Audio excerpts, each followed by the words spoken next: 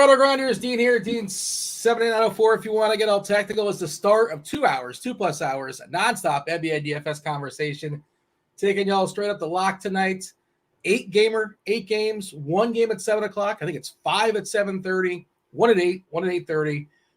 It's going to get done faster than normal. Unfortunately, we lost the Golden State game because of the tragedy there on the coaching staff. Heart attack out of nowhere. That was unfortunate, of course, for Golden State, for the organization. Myself, Chopper, we got Squirrel Patrol. I think this is the first time we've had this iteration this season. Combined, 3 individual $1 million wins. Squirrel, is this the first time we've had yourself, myself, and Chop? I think it is. Yeah, I think so. Because we've been doing the shows a couple of times now. But Chop and I are like almost every Monday night for football season, doing the showdown stuff. But yeah, I think first time this iteration. Yeah, yourself and Chop, you guys can talk about an entire slate as opposed to like the third string tight end on whatever team. You can have an expanded conversation, more teams, more players. Chop, I asked you pre-show if it was too soon. Well, if you guys talk about football Monday nights, of course, showdown slates, those are basically over. Well, not over. They're still a thing for sure. But we're down to the final eight teams. Your Cowboys had a rough weekend. Any thoughts, Chop, you want to get out to the people? I'm not sure if you tweeted about it, but what do you got for us? I've not tweeted about it, Dean. It was an awful performance, and I would say this: you'd want to win. You want to advance. You want to celebrate and everything. But we were never going to beat the 49ers anyway in 2 weeks in San Francisco, so it's not like heartbreaking to lose this thing. As long as something good comes out of it, Dean, and that something good means please fire Mike McCarthy and replace him with a decent head coach. Do not let this loss be in vain, Jerry. Please fire Big Mike. Let's move on down the road, and we can do something. But that was an awful performance where they got out coached, man, from the jump. That's all there is to it. Like I know the players didn't execute very well, but he just didn't have them prepared. So he needs to hit the road and we need to move on. But we've got some good playoff games coming up this weekend and should be fun. And I'm looking forward to some more football. You have any takes you want to get out there football wise? I'm not sure what you're doing content wise for football, but have you made any bets? 4 fun games. The games this past weekend weren't great as a collective. Most of them were blowouts, but this feels pretty good to me. My initial thought when I looked at it, I said, okay, we got to go hammer Detroit because Tampa Bay is very fraudulent, and they're going to find out real quick that when they face a team that's not completely floundering like Philly, which, by the way, what a collapse Philly had this year. So Tampa's going to find out real fast that Detroit's going to end up in the conference championship. Now they're going to get run out by San Francisco, but they're going to get themselves to the conference championship, so good on them. But that's my initial thought was Detroit was the hammer of the weekend. What do you got, Squirrel? I actually agree with you, and I was waiting for that line to come out, and it came pretty high, and apparently the public agrees because I think it opened at 5.5, went to 6, now it's 6.5. Detroit, pretty heavy favorite there versus Detroit. Detroit pretty heavy favorite versus Tampa, 6.5 points in the dome.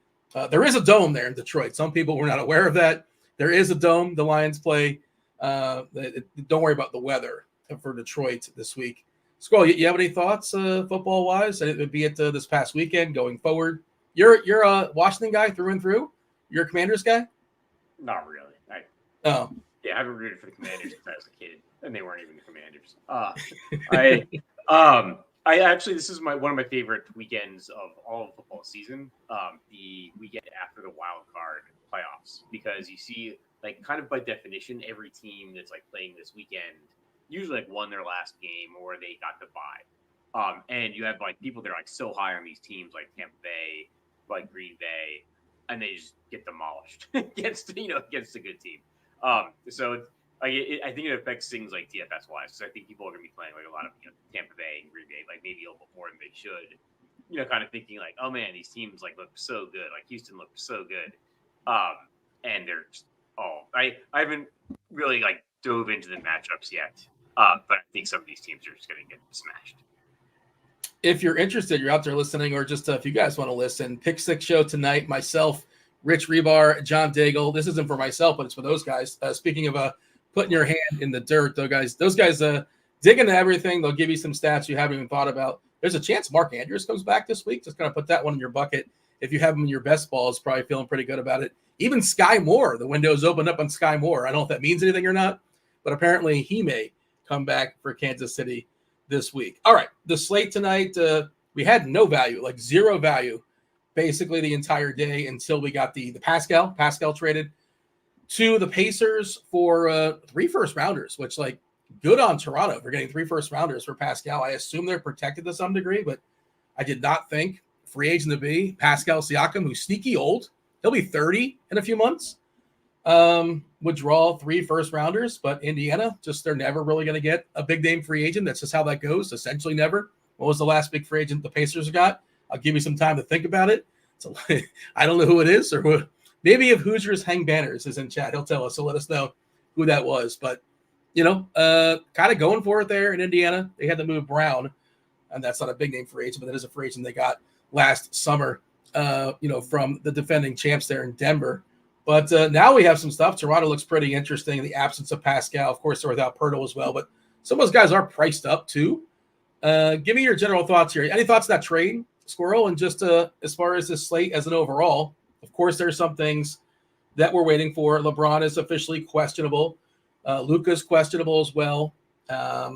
Anthony Edwards is questionable for Minnesota. And it seems like there's a chance he would sit just because, it's the first of a back-to-back in the start of 3 and 4 nights. They're facing Detroit, and they're facing Memphis tomorrow night too. They're pretty terrible also. But if you're looking for a spot to rest him, it seems like a spot you could rest him against the terrible Pistons. But, we'll talk about it as far as other injuries as we get through. But what do you got here, Scroll? Anything trade-wise for Indiana and Toronto, and just overall when it comes to the slate? Now, Toronto is popping, but, there's not like screaming values, but they look pretty good considering what we had a few hours ago. Yeah, so I think it's a good landing spot for Pascal Siakam for his fantasy value. I've actually got him on my 1 season long team for our season long listeners. And then it's weird. I have Manuel Quickly and RJ Barrett too. Anywho, I think it's a great landing spot. I actually do. I think it's a good fit. Indiana, seems to be kind of going for it this year. So good for them. I think he's a good fit. At least in terms of the rest of the season. I think in terms of today's slate, I think the biggest beneficiary is RJ Barrett. He's the guy with our current configuration that gets the biggest usage increase. It's tough because we kind of want to maybe go to Thaddeus Young or Jonte Porter.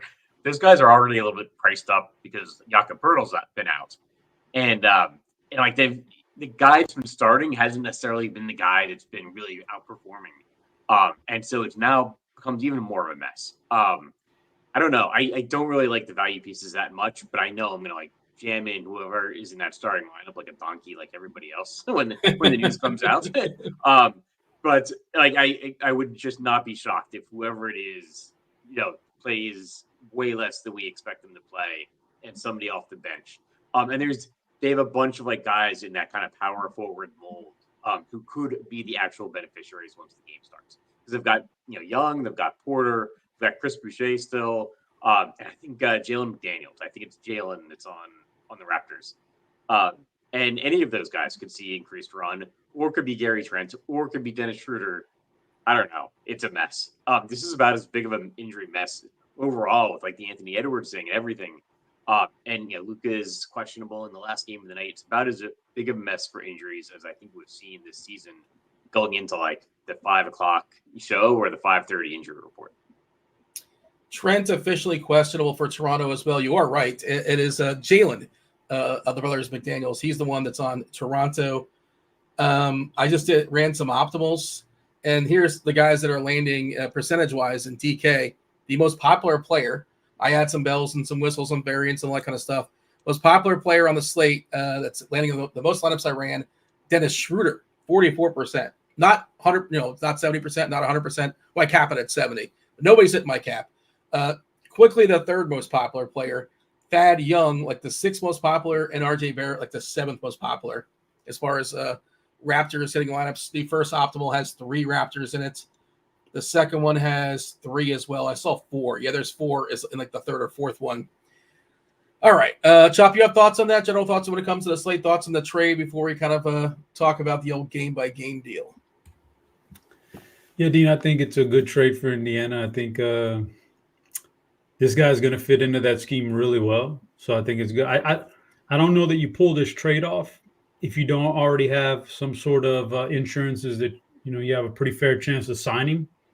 So that's been reported. Yeah, he's excited about signing long-term in Indiana. So they probably figured something out with the agents. Yeah, that's going to happen.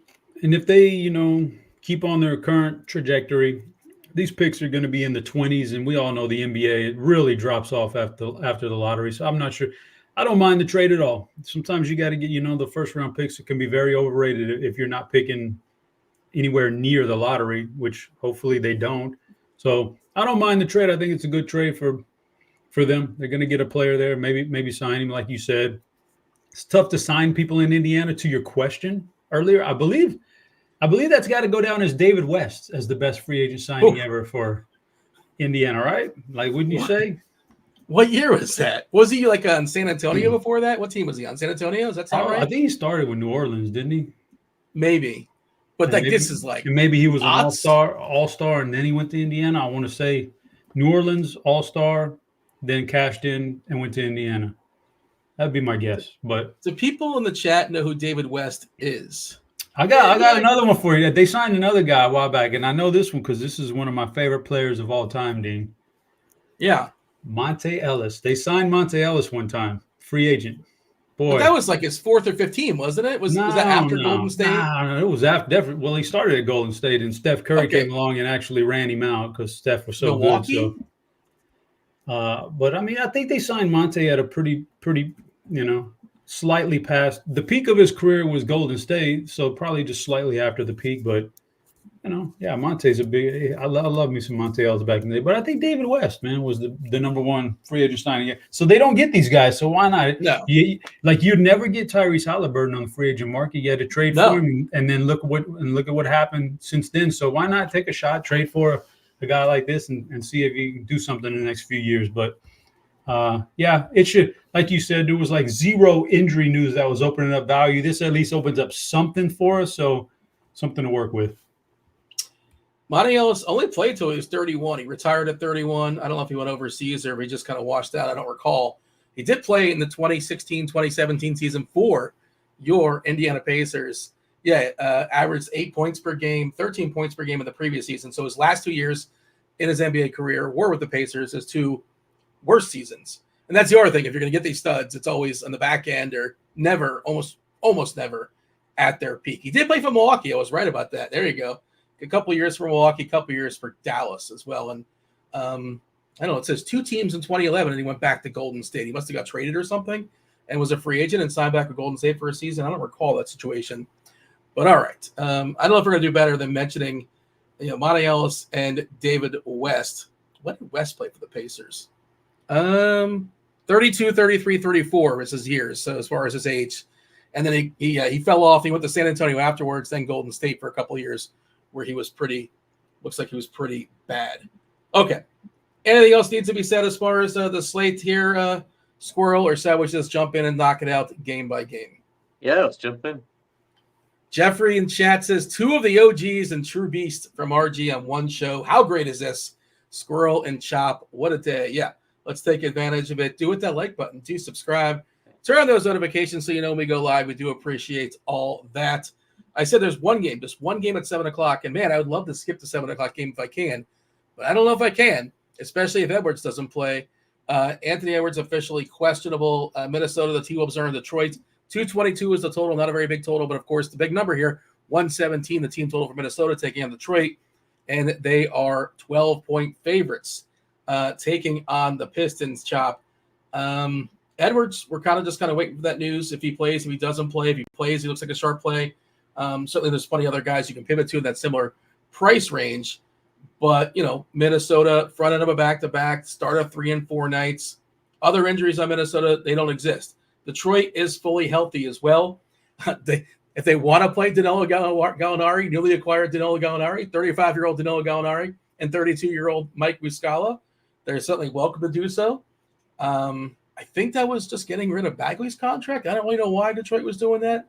the reasonings for it, but yeah, they just traded for those two players in the back end. Bojan Bogdanovic good to go this half as well. So besides the Cunningham injury, which we know that's been a thing for a while now, nothing new on the Detroit side.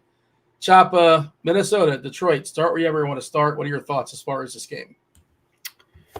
Well, let's see here. First of all, Bobby in chat asked if I'm going to be watching the Fast and Furious marathon on Fox tonight.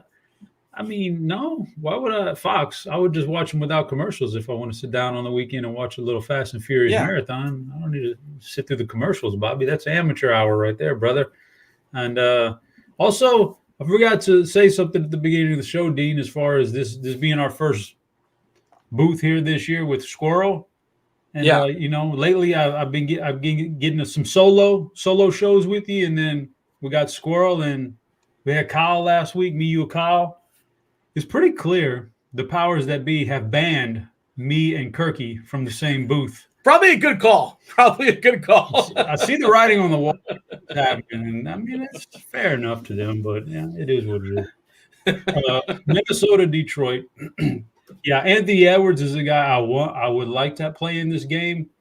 There's question marks about him. Ownership's probably a little high for me now if he ends up playing.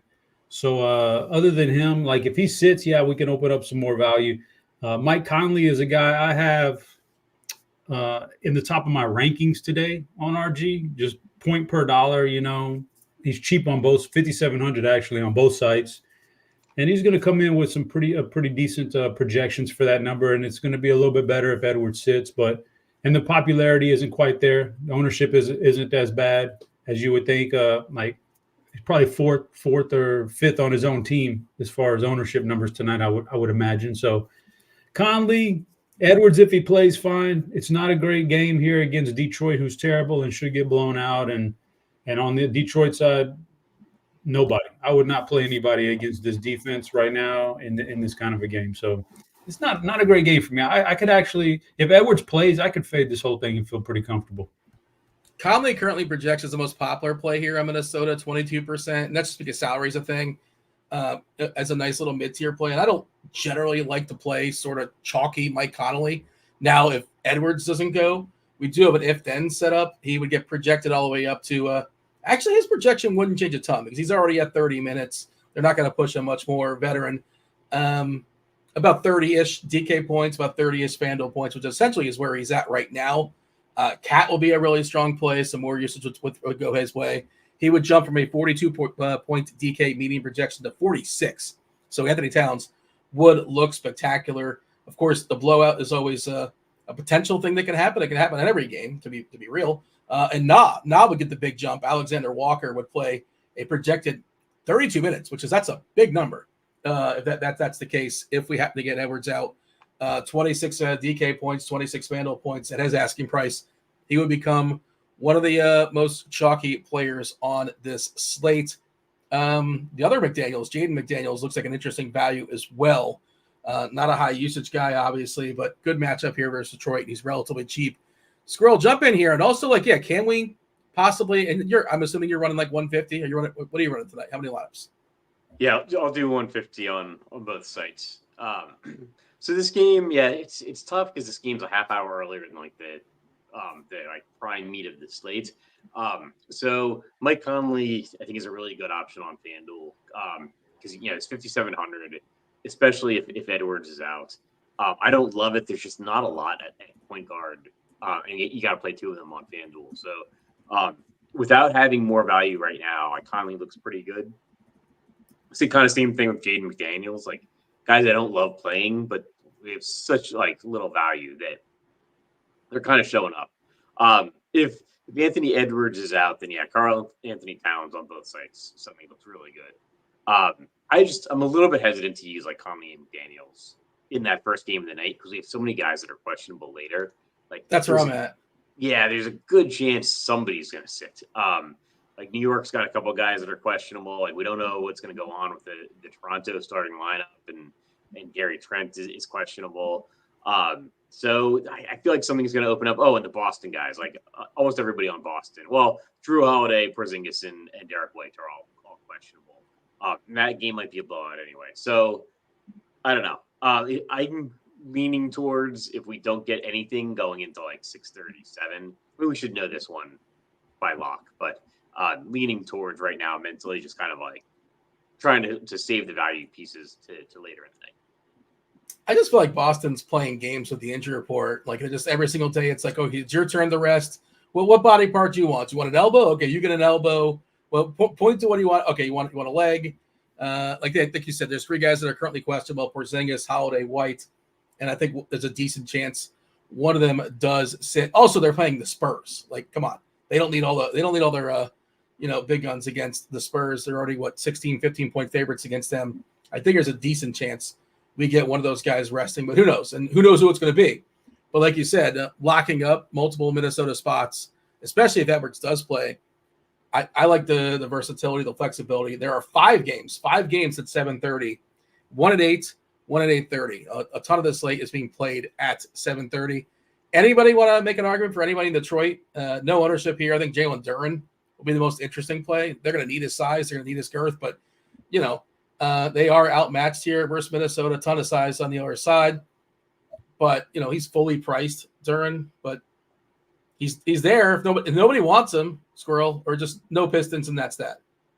Yeah, I don't like Detroit's one of the teams. I'm like, you start running hundreds of lineups, just like the optimal projected lineups, and you have to run hundreds before you get to Detroit guys. So I don't really have any interest there. There's just no value pieces. Not a good matchup. They're not expected to score a lot of points, so I'm probably leaving Detroit pretty much alone tonight. I should have asked, but what do you think of that the trade? Your Wizards getting rid of they got a couple second round picks right out of it. I think dumping Muscala and Gallinari. Who, by the way, neither are projected to play tonight. For the record, just they're there. They'll be wearing uniforms, but maybe the game blows out. They'll get some run. It's just a funny trade, like seeing 2 of the worst teams in the league, and it's like, what is the point of this? But yeah. I think they basically bought a couple second-round picks from Detroit, but I think one of them might be their own second-round pick, which could be very, very valuable. So kind of paying to get that back. And I mean, like Gallinari and Muscala, we're not going to be future parts of the team. And Marvin Bagley is a guy that was highly drafted, still fairly young. Maybe another change of scenery is something that's good for him. And I think they just have him signed through next year. And they got to meet the salary floor anyway. So, but yeah, I think the second round picks are probably the key to the deal. All right. My Heat are in Toronto. 226 is the total. The Heat are up 3-point favorites now. The line did move after Pascal was traded. Pascal Siakam, of course, is out. No Otto Porter. Grady Dick is a thumb, so he's officially questionable. Gary Trent not feeling well. He's officially questionable too for the Heat. They're without Kevin Love, who's got a knee, and Jaime Jaquez has that groin, so he's not playing basketball. We saw Jimmy Butler come back and play 40-plus minutes, which was really surprising. I know it was an overtime game, but even still, they gave him 36 or so in regulation, which really surprised me, especially considering his injury history and his fragility this season. But I guess, Butler's minutes are fine. We haven't projected for 34 minutes tonight, but this game is more so about Toronto, Squirrel. We have pretty low. We need to refresh as far as the ownership. Am I wrong to say these numbers seem a little bit low here? Obviously, the closer we get the lock, the more refined it comes. But 18% for Quickly, 17% for Schroeder, 14% for Barrett. I think that's too low. You tell me, Squirrel. Yeah, it seems a little bit low. I'm getting a lot more RJ Barrett than that. I don't know though. Like on DraftKings, the guys are already kind of priced up. Like I'm actually not getting a bunch of Emmanuel Quickly or Dennis Schroeder. And like Thaddeus Young, we don't know what the starting lineup's going to be. They're already more expensive than they would have been a few days ago, just because of the Jakob Poeltl already being out. So I don't know. Like those seem like, I think the RJ Barrett number is a little bit low, but for DraftKings, I think like Quickly and Schroeder, that seems about right. Okay, we literally just got an update as far as ownership stuff, and it didn't change a ton. Thad around 10%, Barrett 13, 14, Schroeder 16, 17, Quickly about 18%. Yeah, Chopper. How about yourself? What do you think of the Raptors tonight? Quickly looks really, really good. Looks like a very strong play. 34 minutes, 40, 41 fantasy points is the median projection on DK at a 7K asking price. A very obvious like RG value. Schroeder is a value play as well. Barrett's a value play. Also Scotty Barnes. But Scotty Barnes, you got to really pay for him. You got to, he's one of the premier plays of the evening, but, salary is a thing as well. Chop, what do you got as far as the Raptors here versus my Heat? That not the best matchup in the world.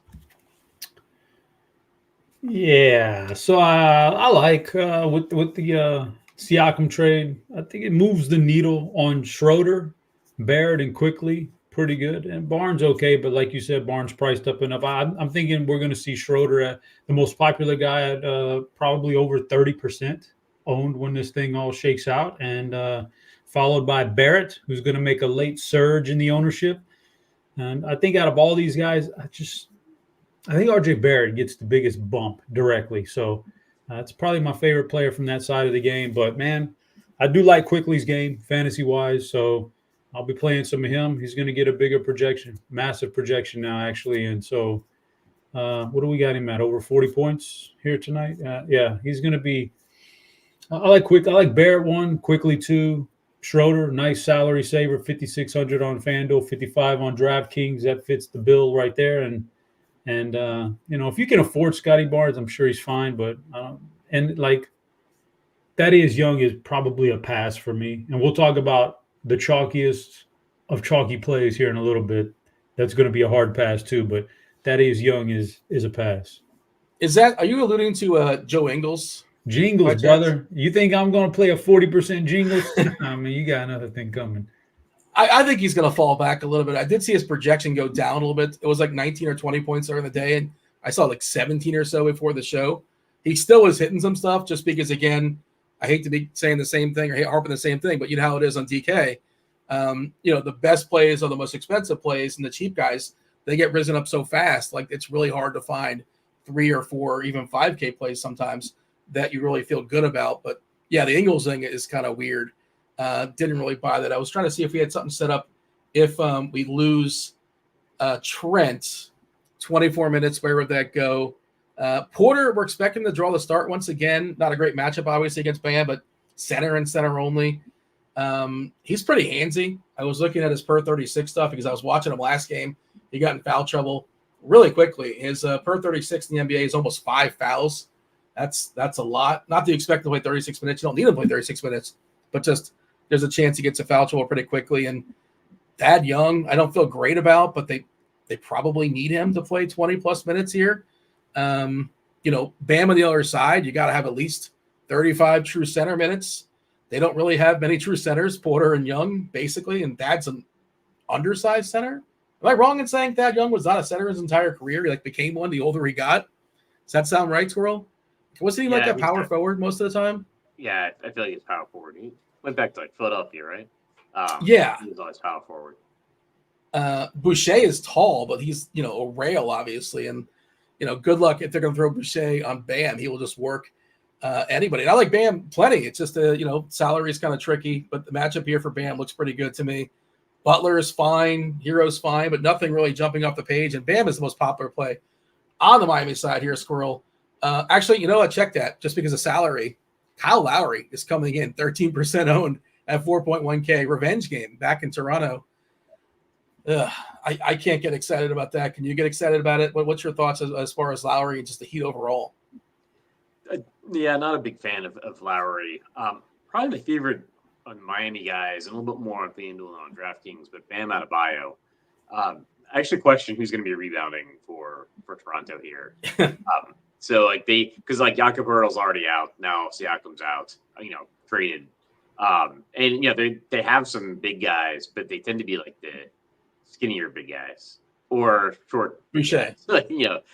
So if they are putting Chris Boucher out there or Shante Porter or Jalen McDaniels on Bam Adebayo, I feel like Adebayo's going to going to have a pretty good game there. So we'll see. He's not he's not really well priced, but I think he's somebody that I would go to. Big news breaking, Dean. Big news breaking, Dean. We got Giannis is out, and Porzingis is out, and Derek White is out.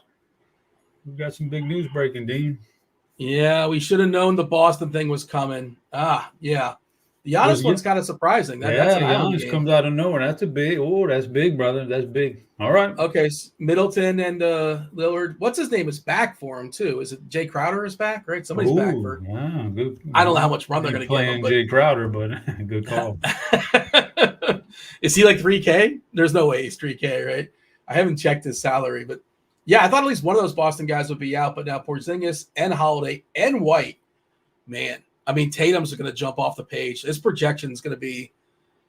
Holiday is available to play. Oh, I'm sorry. Yeah, you're right. I read that wrong. But still, okay. White and Porzingis being out. Woof.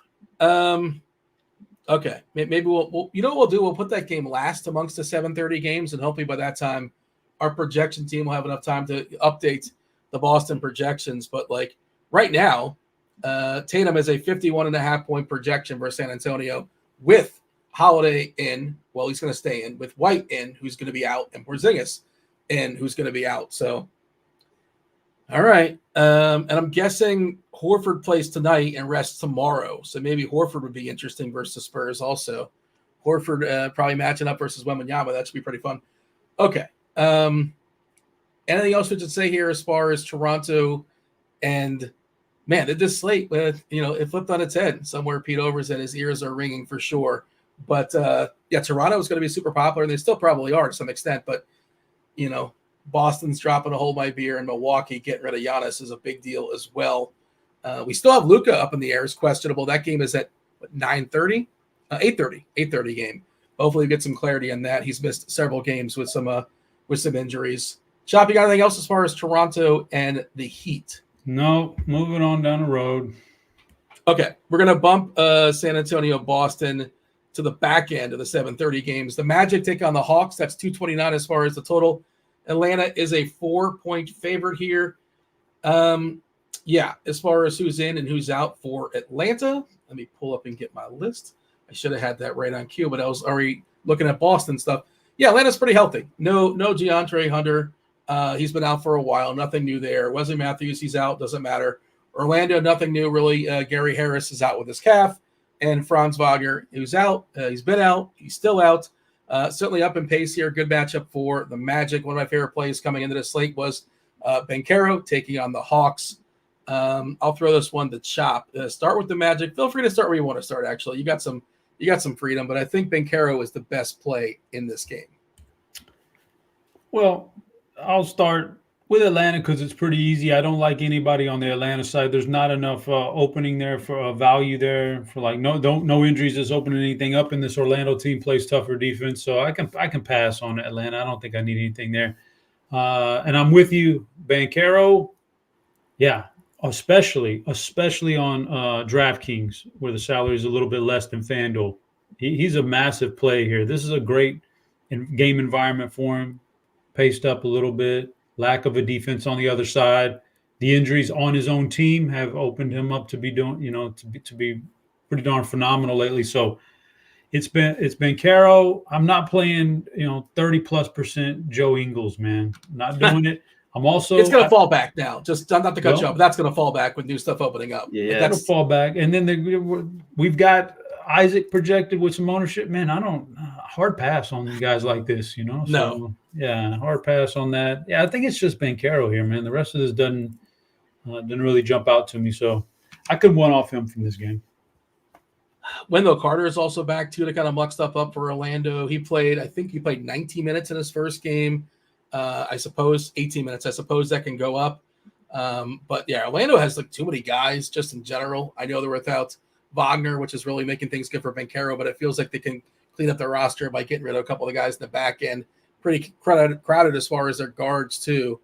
Jump in here, Scroll. What do you got as far as Orlando and Atlanta? I kind of agree with Chop. I don't really love the Hawks. Of course, you can get them super low owns. Ownership stuff right now is not going to be precise because all the news coming in, but Trae Young is not going to be more than like 5% owned. If you want that, you can have it. Capella is not going to be more than like 5 or 6% owned. If you want that, you can have it. And Jalen Johnson, who's been on fire of late, but again, not a premier matchup. But all these guys you can get in the single digits pretty easily. Your assessment of the Magic and the Hawks? Yeah, I think I see it the same way as you guys. I don't really like anything from the Atlanta side. Orlando is not a good matchup for opposing teams, and there's no like value there to be had. Orlando, I think Joe Ingles and Jonathan Isaac are like fake value guys until we got till whatever injury news we were going to get, and so I think they're going to like drop off a cliff in terms of ownership. And I wasn't really that interested in them anyway. I would have rather gone to the Boston guys, even if everyone was in. Like, go to like cheap Boston guys. So blowout. Yeah, so I do think Paolo Banchero is in play on both sites, FanDuel or DraftKings. I think pretty good tournament play there actually. And then Goga Batadze on DraftKings. I think he's about 900 cheaper on DraftKings than on FanDuel, so like he's somebody you can play on DraftKings. It's always frustrating with him. Like, you never know if he's going to close or not close. Sometimes he does, sometimes he doesn't. I think there's a better chance than most that he does just because of the size in the Atlanta side. Is that kind of your assessment there for Goga? Yeah, I think so. Like, he's been playing pretty well. So I think his minutes are probably going to go up, if anything. So, yeah, I think you can play him. I do kind of like him on DraftKings because he's only 5,000 over there. So, yeah, his minutes have kind of been up and down since he starting. But I think it's probably going to be more likely to go up than down going forward. What are we giving him? We're giving him 24, and that's Wendell Carter's knocking on the door too. He's getting 20 also. And Jonathan Isaac is getting 14. I didn't realize they played.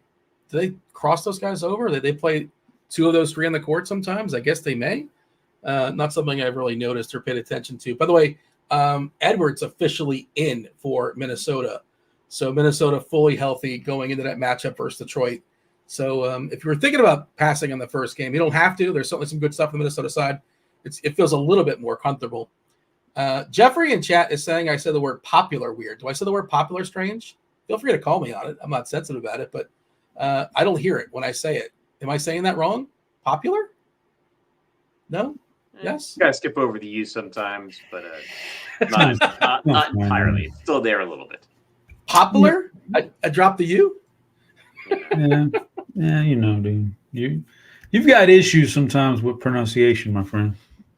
Oh, well, feel free to point it out by all means. I want to get better. I want to correct myself, but I didn't know that was a thing. Yeah, you haven't mastered people's names like me, brother. Oh, yeah. Sure. I was going to throw some names at you. Who's the backup center for the San Antonio Spurs? The backup to the backup. Former Milwaukee Buck? Yeah, you got me, man. I didn't know this was Jeopardy, brother. Well, I mean, you're telling me you're great at the names, and I respect it. I want to hear giving you a platform to show off to the people. But I wanted to hear you say Sandro's name. But anyways, I guess we'll let's skip I want to skip the Bucks game too. Well, you know what we're going to do? We're going to jump to Houston, New York. They're all at 7:30. So we're staying in the timeline anyway. Projection team working overtime right now because they got to figure out the Bucks. They got to figure out the Celtics. Major body parts getting rolled out. Houston chops Rockets at the Knicks. 221 is a total. Not a very appealing total there. New York is a 6-point favorite here versus choppers Rockets. Who's in and who's out? Nothing really new here. Tari Easton's been out for a while. He's still out. Reggie Bullock's got a back. He's questionable. I don't think that matters. New York and Mitch Rob, obviously he's out, been out for a while, going to be out going forward almost the entire season. Josh Hart's going to need him. He's questionable. And Brunson is questionable as well with his calf. And if he doesn't go, there's some stuff that might potentially open up, although some salaries have been adjusted for guys like Miles McBride, Quentin Grimes still under 4K if you want to fire on that. But Randall would certainly get all the shots in the world he wants. Not a great matchup either side here, Chop, right, for Houston and New York. Two slower teams, two better defensive teams. Yeah, unless some players are rolled out, namely Brunson Hart, I'm not terribly enthused. I like Şengün a good bit, just in general. I think he's got, just considering his price, it's a pretty good price if you're sort of price shopping and just shopping around. Don't mind landing on him, but the matchup here, Hartenstein's been good. He stepped up pretty solid in the absence of Mitra playing his 35 minutes a night. Houston, New York, Chop. You go first. What do you got? Yeah, I would say the slower pace and the defensive kind of struggle is not good for most players out there, the wings and the guards, but it's always good for the big guys. They don't mind the slower stuff and the more methodical gameplay. So I like the big guys in this game. Like you said, Şengün, I don't think there's a defensive guy on the Knicks that can really give him any problems, and everything runs through him. I mean, everything goes through this guy. So I think he's in a great spot. I mean, that price tag on DraftKings, that's not accurate. That's just absurdly low.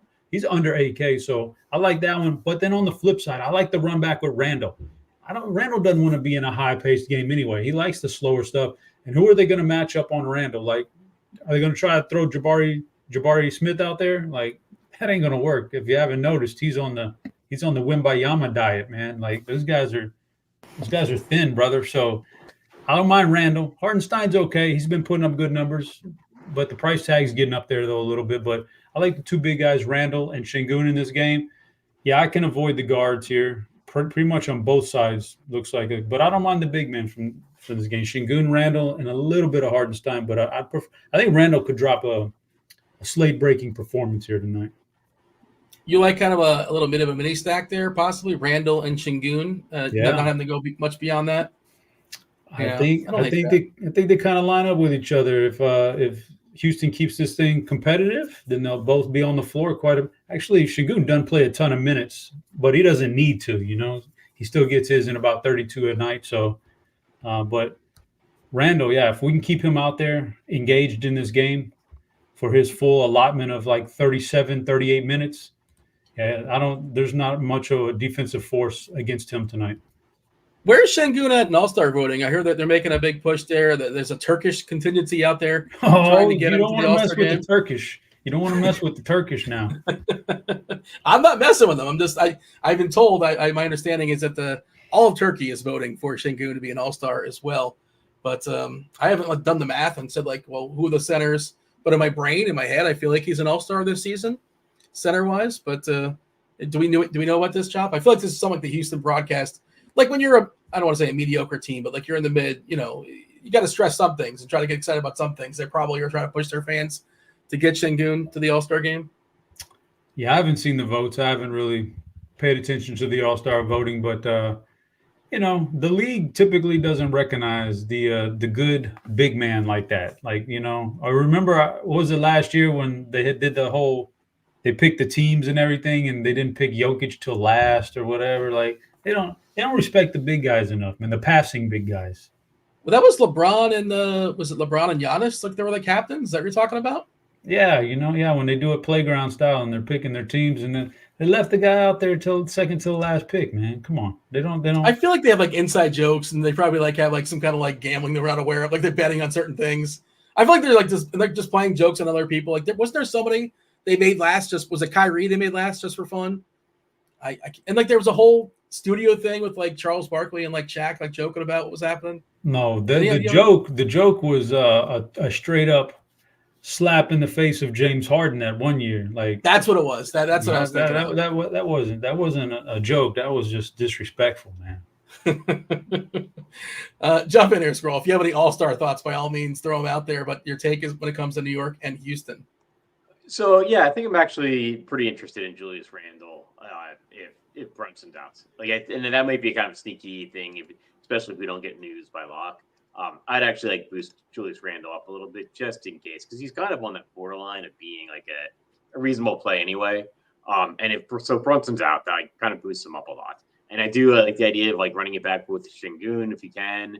And then Quentin Grimes, I don't know. I'm probably too big of a Quentin Grimes fan, but I think if Hart and Brunson are out, he's cheap. And I mean, I don't know. He's tends to be 3-pointer or bust or whatever. but it's like 3,700 on DraftKings and like 4,100 on FanDuel. I don't know. I'd roll the dice on putting Grimes if Brunson and Hart are out. For what it's worth, we have an if-then set up. If Brunson is out, Randall will become a screaming DK value, about a 48, 49 DK point projection as a median score. 45 on FanDuel looks really good. McBride would have a 31 DK point projection, 30 FanDuel. Anunoby would be a slight negative play. Interesting that Grimes would still only get 16 minutes according to the projection. Again, that's a median projection and only like 13 fantasy points as a median projection, but he would not get played, basically. Yeah, sure, it's possible that he could see more. It wouldn't surprise us. By the way, the projection team, on top of it, right on time, they have updated projections. Let's see. I think they got the Milwaukee stuff updated for us, the Boston stuff updated for us, so shout out to them. We should circle back. By the way, the voting apparently is front court and guards. They don't have center voting, which is okay.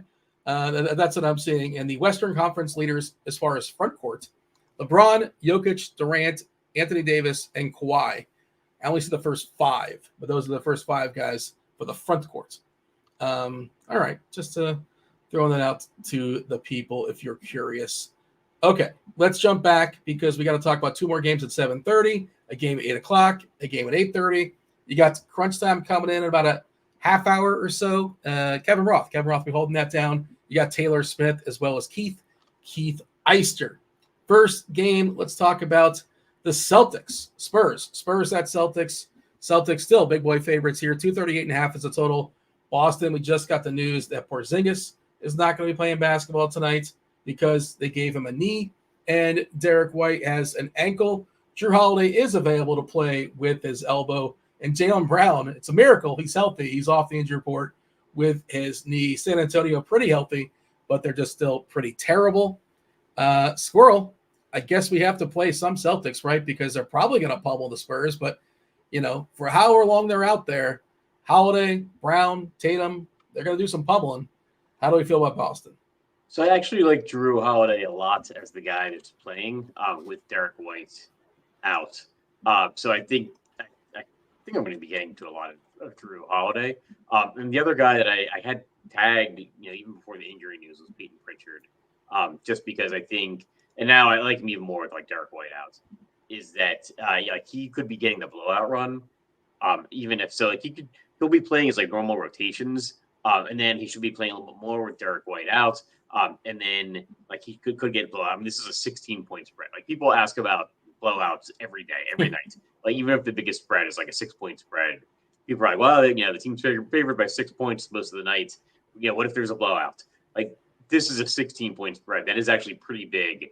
And I think that like influences the team's decisions too. Like if Boston's up 25 or something, or 20 something going into the fourth quarter against San Antonio, I do think they're probably going to take the foot off the gas. Whereas if it was like a team like they were playing Milwaukee and they're up by like 20 going into the fourth quarter, well, who knows what's going to happen? Like they know San Antonio probably can't come back from a 28, 25 point deficit. So I think you're more likely to see blowout run, and with a 16-point spread, it's definitely in play. So I like Peyton Pritchard, like some Jrue Holiday. I like some Jaylen Brown. I feel like Tatum and like Horford probably already like Porzingis misses so much. It's basically priced in already. But you can always play some Jason Tatum. I think the guys I'm really targeting are Jrue and Peyton Pritchard. Tatum now with a 55-56 median projection here on DK, 45 plus for Jaylen Brown. Holiday almost at 35 at 6'1", looks really, really good. I just ran some new optimal stuff, and it's all green. It's all Bucks, it's all Celtics, and it's Paolo Banchero. That is the first lineup. The second lineup, funny enough, has 3 Raptors in it. So Toronto, it's Milwaukee, and it's Boston. Like those are the 3 key teams that we're honing in on. Of course, more news can come in and change things up here. Can you power rank your Celtics? I know you kind of threw a whole bunch out there. We are projecting Hauser to start. Holiday, Hauser, Brown, Tatum, Horford is our current projection right now. Can you power rank the Celtics? And, you mentioned Pritchard. Is there anybody else in the bench you consider? Is Brissett 3K? He can get some run at 3K, right? Yeah, I think Brissett's in play. There's they got a couple of guys. They got Brissett, and they got somebody else that steps in when Porzingis or Horford is out. I think I'm thinking of the guy. Steve Mikalik. There's Lamar Stevens. We're only giving him 4 minutes to it. You might be thinking of him. We're giving him 16 minutes to Brissett. I think I'm thinking of Lamar Stevens. So I think Brissett must be the one that comes in when Porzingis is out. Whereas I think maybe sometimes like Stevens, if Tatum's out or something like that, and then Cornette is if Horford's out. They all have their understudies. So yeah, I think Brissett is actually in play, like kind of a tournament flyer to try to fit everything if you want. In terms of like ownership, I'm guessing I'm going to be like Drew, then Peyton Pritchard, then Jaylen Brown, and then it's going to be like sprinklings of like Jason Tatum or Al Horford, but probably not that much. I'm probably going to concentrate among the top three and especially the top two. Somebody in chat's mentioning Luke Cornette. Yeah, if the game gets ugly, Cornette could be interesting. Currently projected for 16 minutes. He is center and center only, but certainly he could do some mopping up. I think Brissett is, if this game gets ugly, he probably closes in 60 minutes as is. If you want a 3K crapper, they still have plenty of guys. I guess I should say that too. Counting the bodies here for Boston, and it looks like they have like 12 or so. JD Davidson, Jordan Walsh, we know Queta. Yeah, they actually Brissett probably wouldn't even mop up. Pritchard, Cornette, Brissett, Stevens, Mikalik, Banton, Queta, Walsh, and Davison. So yeah, Brissett's probably too good to mop, which is an interesting. But that's just I guess those are some G League guys they might have called up. Anyways, it's just worth noting there. Chop, what do you got? Boston. I assume you have some interest in the Celtics. Yeah, sure. I kind of echo a little bit what Squirrel said. If this was a competitive game against a better team, I would be really, really interested in Tatum and Brown, and at least one of them might make every single lineup. But as with the Spurs, no, I don't think so. I think now we got to go to the next guys down. And Drew Holiday's okay, although I don't even think he takes up that big of the slack today. I just think it's just not a very super competitive game here. And so I think they're going to love the Peyton Pritchard call. I want that one. Some Sam Hauser in mop-up duty maybe if we get that. I think that some of the lesser-known guys coming off the bench are going to be – We got Hauser starting for what it's worth, Chop. Yeah, but he stinks though. They're not worried about giving him as much minutes. Like why they'll give him minutes though, right? Like I don't think that he's going to find his way to the bench. Like it'll be Tatum, then Brown, then Drew hitting the bench first, and Horford and the veterans, and then these other guys will see out there. But I think I'm on the Pritchard train here as being the best Celtic for me tonight, Peyton Pritchard, and then finding some of these other guys. Although I don't think you need too much value with the other stuff that's going on. Mr. Gerg in chat says, who's going to stop Wemby? Well, two things. The scoreboard might stop him, and the San Antonio medical staff is going to stop him because they're not letting him play 24, 25, maybe 26 minutes. They'll let him play. We're currently projecting 26 minutes for Wemby. There's not much more room for that to add on. Maybe 27, maybe 28, but probably not. He's amazing as far as fantasy points per minute. He's one of the best in the league, but it's hard to make work. I think if you're going to play him, you play him on DK as opposed to FanDuel, although FanDuel scoring when he really has those mega games, it's when he has like 6 or 7 or 8 or 9 stocks, which have happened before, but he's 10-1 over there. It's just hard to get to. Squirrel, any runbacks here on the Spurs? And Wemby at 8-7, like he can do it in 27 minutes. He can. Yeah, it's tough though. It's tough. Yeah, I think we have enough value. Like you tend to go to San Antonio for the cheaper guys because of the Wembanyama minutes issue. And like he can still have like a tremendous game. I think he's going to be stopped by the medical staff more often than not. So I'm probably not playing like a bunch of Spurs. I think if I was going to play one, like maybe Jeremy Sohan, but I don't know I guess if I end up with a lineup that's got like four Boston guys, then maybe I'm playing like Jeremy Sohan and I'm aiming for it to be more of a competitive game. But yeah, probably not playing a bunch of San Antonio tonight. Squirrel, I got bad news for you. Your dreams of playing Quentin Grimes have been dashed. Jalen Brunson on track to play. Josh Hart on track to play. So I mean, I guess you still can play him, but it probably is not going to end well for you. There you go. And maybe a little bit off the top of like a ceiling of Randall. Doesn't mean you can't play Randall, obviously, but just he would have been his ceiling would have been a little bit higher if Brunson would not go, but they're both expected to play. The last of the 7:30 games, it is Milwaukee, the Bucks. They are taking on the Cavs. 234 is the total. Cavs are slight favorites here. 1.5 point favorites. I guess that line must have moved with Giannis Antetokounmpo being ruled out there for Milwaukee. That is a big deal. That certainly moves the needle. No Giannis. Crowder is available. I don't know how many minutes we're going to give him. I'm curious in that. There seems to be a decent chance that Karis LeVert doesn't go for Cleveland. Of course, they're still without Evan Mobley and Darius Garland. Trying to see what our projections have pumped up the Milwaukee stuff in the absence of Giannis, but I'll throw it to you, Squirrel, as I pull that page up on the lineup HQ. I imagine Lillard looks great, and I imagine that Middleton looks spectacular. Yeah, that's actually like not the first guy that I think neither of those guys is the first guy I'm interested in. I think Bobby Portis. Yeah, 5,600 on FanDuel, and 5,800 on DraftKings. But I think he's going to be the guy that really benefits, and he tends to benefit because they'll give him a little bit like of extended run, even if like the game's getting out of hand. And I don't know, maybe it's just anecdotal the times I'm watching, like when Giannis is out or Middleton and Lillard are out or whoever. It's just Bobby Portis in those like fourth quarters as things are getting out of hand just seems to go berserk. He just goes like bananas, like shooting 3-pointers, grabbing rebounds. Seems to be all over the place. So I think he's the guy that I'm like most interested in is Portis. Damian Lillard, obviously in play. Chris Middleton, obviously in play. You got to give a good boost to like Malik Beasley and Brook Lopez as well. But it's probably like Bobby Portis that I'm most interested in. And then, on the other side, I like Donovan Mitchell as a run back. Yeah, Donovan Mitchell, the matchup for him is awesome here versus Milwaukee. We've talked about this a lot throughout the year. The absence of Drew Holiday, the addition of Lillard, how much worse they got defensively. If you like the defense versus archetype matchup tool here at RotoGrinders, and the longer the season goes, the more of a sample we have. I believe it's number 2. I think it's the second best matchup in all of basketball for Donovan Mitchell. If you call him number 1, my apologies. No, if you call him a combo guard, it's the best matchup in all basketball here, taking on Milwaukee. I'm pulling up. You were talking about like how things may change. Swirl. Fire up the old lineup HQ, not the lineup HQ, the court IQ tool.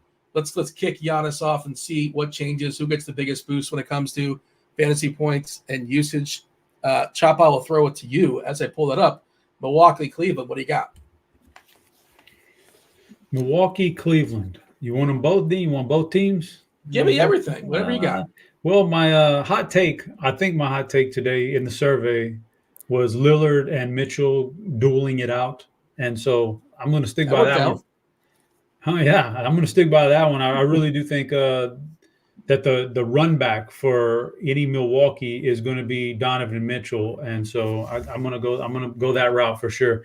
Brook Lopez, if we're looking at just that one game Giannis missed this year, and then, we've got over the years, but the one game, Brook Lopez had a big game, DraftKings points, but that was buoyed by 7 blocks. So his actual points and usage and that stuff didn't really go up.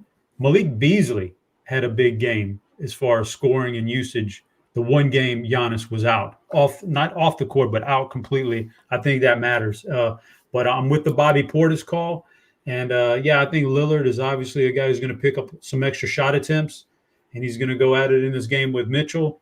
I'm going to probably limit myself to, just a couple of Milwaukee players per lineup. I don't need to go crazy. And the Opto, I don't know what the Opto is going to put out. It might put 3 or 4 guys in there, but I'm certainly going to limit mine. But I think it goes Portis, Lillard, Beasley, Middleton, or maybe scoop Middleton up a little bit. But I think one of them is going to have a big benefit. I don't know. It just kind of depends on what's going on. This isn't an easy matchup for Brook Lopez, so I don't know if I want to go that route.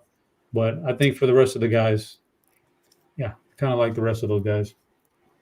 Jared Allen pretty tough on the inside. I did run some optimal stuff. I ran it again let's see, as far as the Bucks, most popular Buck, kind of surprising because he's pretty expensive, but Lillard's the one that's hit it the most at 44%. of the optimal stuff I'm running. Lopez at only 18%. Where is guys like Middleton at 5%, which seems kind of low. Portis at 4%. Connaughton at 2%. I'm trying to fire up the court IQ, and it's struggling right now. I'm getting the spinning wheel. I wanted to kick Giannis off the court for Milwaukee and see what changes, but I don't know. Maybe get a tech guy on. Maybe everybody's trying to fire up at the same time, and that's what's happening. I don't know how this stuff works. I don't work in the tech department, but for whatever reason, the court IQ tool is not working for me right now. Anyways, what else is on the chat's mind? They're talking about Lopez. Did we mention Jared Allen? We're talking about Jared Allen on the Cleveland side. My apologies if you mentioned there, Squirrel. I know Mitchell, certainly it looks really interesting. Allen as well. And I think we had an if-then for LeVert. If LeVert doesn't go, I thought we had one set up. You can only set up so many because it takes work to project this. Each one takes, a certain amount of time. But I guess we don't have one for LeVert. What if LeVert sits, Squirrel? How much does that change things for you, if at all, on the Cleveland side? Anybody rise up for you? Maybe a little bit of like Max Strus. I think Jared Allen might be a good sneaky call because I think Milwaukee allows sixth most points in the paint per game in the NBA, and now they're going to be missing Giannis. So that's probably got to boost Jared Allen a little bit, and I don't think he's going to see a ton of ownership. You might see less than this, 15, 16% we're showing there. So that's actually something I'd be interested in getting him to the field on, just because I think people when somebody's out, everybody goes to the teammates who's going to benefit. They don't necessarily think about the opposition. And I think Donovan Mitchell will probably be more popular than Allen, but maybe this benefits Jared Allen a little bit more than we're realizing. Allen went for 30 and 12 a couple weeks ago against Brook Lopez. Just throwing it out there. And 6, right? I think he had 6 assists because I bet his all assists today. Yeah, I felt the number was too good to pass up. I think it's plus 180 at 5 assists, something like that. I felt pretty good about it. You can get it over 3.5 also if you want it, but I was feeling ambitious. I was feeling greedy. 2 more games to knock out before we hand it off to crunch time. That is it. Anything else we should say here, Chop, when it comes to Milwaukee and Cleveland? Should be a fun game, despite that there's no Giannis. Makes it easier to stack the game for sure. Lillard, one of Middleton, Portis, something like that. Well, Lopez, and you can run Mitchell too if you want to pair Mitchell with Allen. You can do that also. Trying to think of the LeVert thing. Yeah, Strus. I don't really want to play Okoro. I don't want to play Dean Wade.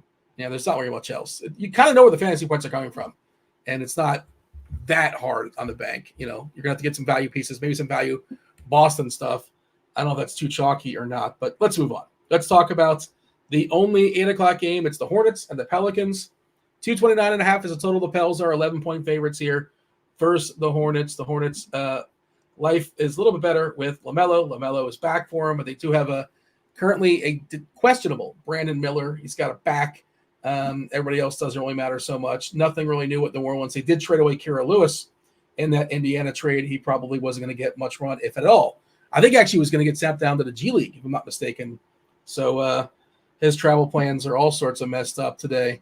Squirrel, this game is happening. Zion looks really good. Otherwise, this game is kind of not happening. It's happening, but what are we doing? This is a game you probably like because it's a good spot to get different. I honestly didn't realize this game was on the slate. Like you mentioned, Charlotte and New Orleans. I'm is he reading the wrong thing? Oh yeah, it's right there. That wasn't cut off the slate. Yeah, Zion is the only guy, and only on FanDuel. He's 7,900 on FanDuel. What is he on DraftKings? 7,600 on DraftKings. I guess might just be a position thing. I'm not getting a ton of Zion anybody from this game other than Zion, and only on FanDuel. So yeah, I'm pretty much leaving this one alone. Chop, are you enthused about the prospect of the Pels and the I forgot the name of the team. Charlotte Hornets. Not so much for Charlotte because LaMelo's back, and they played so long without him that everybody got priced up. So not so much Charlotte, but like you said, Zion is a good play. He's started to turn around lately, and one guy who, if you absolutely want to go crazy, go different from the other value plays, Larry Nance is playing good. So you can play some Larry. It's a very good matchup, and he's been much better lately. So, And, he's got a little narrative street. I think his brother Pete Nance something happened with him. I don't know. So Pete Nance? Hold on a second. maybe he's got a little narrative in him. I don't know. Pete Nance is an American professional basketball player for the Cleveland Charge in the NBA G League. He just got signed for something. I don't know if he just got signed for something or assigned to something. So maybe Larry will, give him a good game tonight and get him motivated. I don't know, but he's been playing well lately anyway. It's Charlotte. It's in New Orleans. So just saying, Zion, Larry Nance, the only two guys I'm really looking at. Isn't the other narrative? Am I wrong in saying didn't Charlotte become the Pelicans, become New Orleans, the entire franchise? Am I making this up? Did Charlotte go to New Orleans at some point? Did the entire franchise move there like 10 years ago, 15 years ago, 20 years ago? No, did New Orleans? What? Yeah, did this not happen? I think Dean's right. I think there was a team in Charlotte. Remember the Hornets, like Muggsy Bogues, Lonzo Mourning? That team went away. Yeah, Lonzo Mourning, right? Yeah. Eventually, he went to Miami, but yeah, there was a pretty fun team there with Muggsy. They played against David West at some point, probably. Did they have Larry Johnson, Grandmama? Yeah, for sure. Those are some fun teams. I can't believe Muggsy Bogues was 5'5" and he was leagued for like 12 years. Just amazing.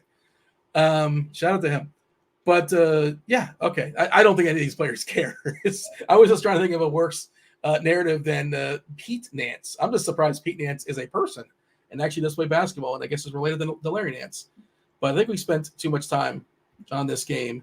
Anything else here? Charlotte, New Orleans, we're all kind of not-waving it.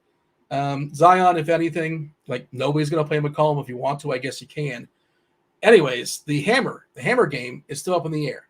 The Mavericks are taking on the Lakers. 243.5 is the total. That's a big boy total. We love that total. It's high and it's pretty tight. Dallas, 4-point dogs here. We don't know about Luka. It's on prime time, not just prime time, not just national TV, but ABC. It's on ABC game. I think Luka plays here, but I don't know. My guess is he does. I think he comes back. Derek Jones also should be available too inside. Welcome back, Derek Jones. Grant Williams also with his ankle is probable. Josh Green was scratched. He's ill, and Dante Exum is still out with his foot. Typical Laker tags. Davis is probable. LeBron is questionable. Would be shocked if LeBron doesn't play, but you never know. Every once in a while it does happen. Cam Reddish is still out. Are we setting anything up here, Squirrel? Like any sort of contingency plans, some if-then stuff for Luka if he plays, if he doesn't play, certainly Kyrie. That's like, if you have to eat the salary, so be it. But that's probably like, worst case scenario, if you go 1v1, just play Kyrie and Luka and eat $1,700, whatever it is. That's sort of where I'm at if I'm stuck with like an a la carte piece of Luka. But how are you handling Dallas and the Lakers? Yeah, so I like the idea of being overweight on this game, actually.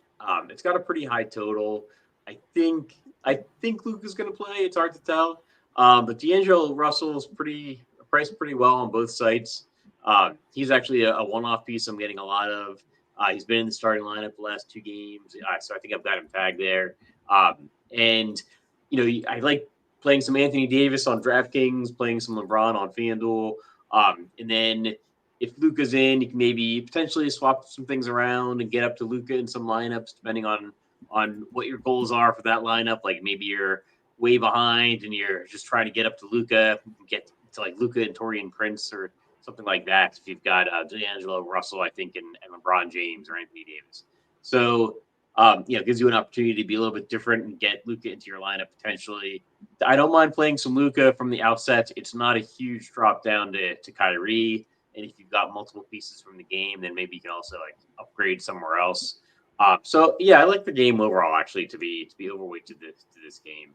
I think that all of the injury news kind of breaking now maybe actually overshadows this game a little bit because I think you're right. I think we're going to see a ton of Celtics and Bucks in lineups, but it just seems like that rarely hits. Where you've got like 4 guys from one team, 4 guys from the other team, because some people are sitting. Like a lot of times those games just kind of go sideways and you just get a huge portion of the field knocked out.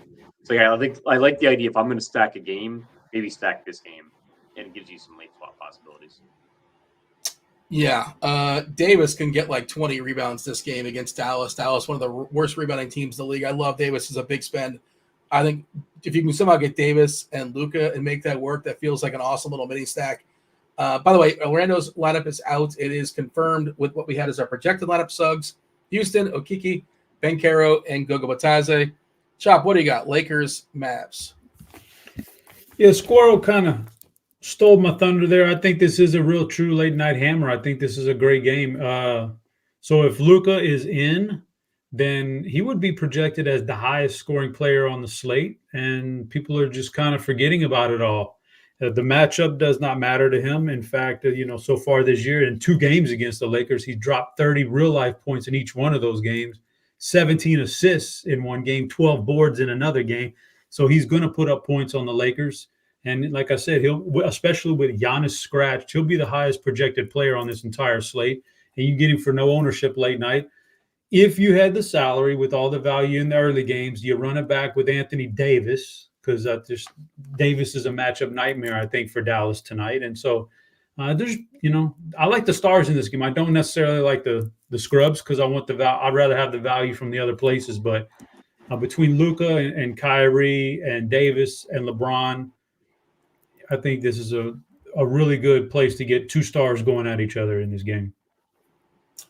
By the way, I did a Google just to confirm. So Charlotte relocated to New Orleans in 2002, and then the NBA gave Charlotte an expansion team, the Bobcats. You guys remember the Bobcats? What was your favorite Bobcat moment for the 10 years they existed? They turned into Hornets in 2014 or so. In 2004, the Bobcats were a team that existed in the NBA. Shout out to Raymond Kelton. Gerald, he was Wallace. Gerald Wallace. Yes, an athletic wing, man. He was good. I like Gerald Wallace. Yeah, Mecca Okafor is one. Bobby just got it in chat. It was the one I think he's like one of the top picks in the draft.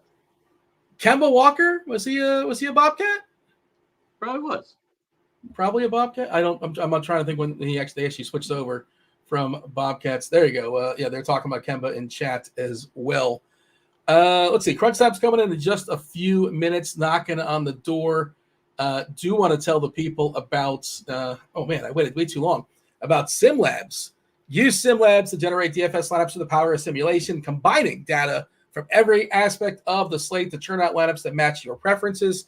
Just a few clicks, you get hundreds of well-built, correlated lineups ready to go for whatever contest type you're playing. If you're playing single entry, you're playing, large entry, small field, big field, try NBA SimLabs now. I believe it is still in beta mode. I don't know if this read is updated or not. I know at some point it was supposed to go behind the paywall. I don't want to promise the people that it's still free. If it's not, if it's still in beta, it's probably free. If it's not in beta, it's probably not free. Also, all combo and NFL premium subscribers, they have access to the NFL SimLabs as well. If you can get producer Steve to go ahead and drop a link to chat if they want to check out SimLabs, and it's probably in the description as is. Crunch Time coming in here shortly. Steven Jackson there. Adam Morrison. Jack throwing at Adam Morrison. There you go. Oh, man. I'm not a big college guy, Chop. I know he was a big deal at Gonzaga, but, man, that did not work out there for Charlotte. Is that a Jordan pick? Is that on Jordan? He had a great tenure picking players. And then he went to the Lakers, Adam Morrison. He might have won a championship with the Lakers, possibly. I don't recall. If anything, he was waving a towel at some point. It's good for him.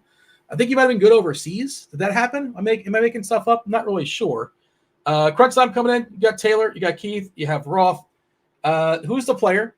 It's Squirrel. Give me the player you're most afraid of not having enough of, being under the field on, that might just crush you tonight. I'd say probably Chris Middleton. He's probably the guy I'm going to be kind of under the field on. I think the field will have a ton of him. And he could crush me. I hate like sticking like all guys onto one lineup, right? Like it's all Milwaukee and Boston just because like some guys are sitting. And I feel like Middleton's probably the guy that's most likely to kind of be coming off the court if they really don't need him. Will you play $3? Are you putting any rules in and limitations as far as the most you'll have as far as Milwaukee players? I'd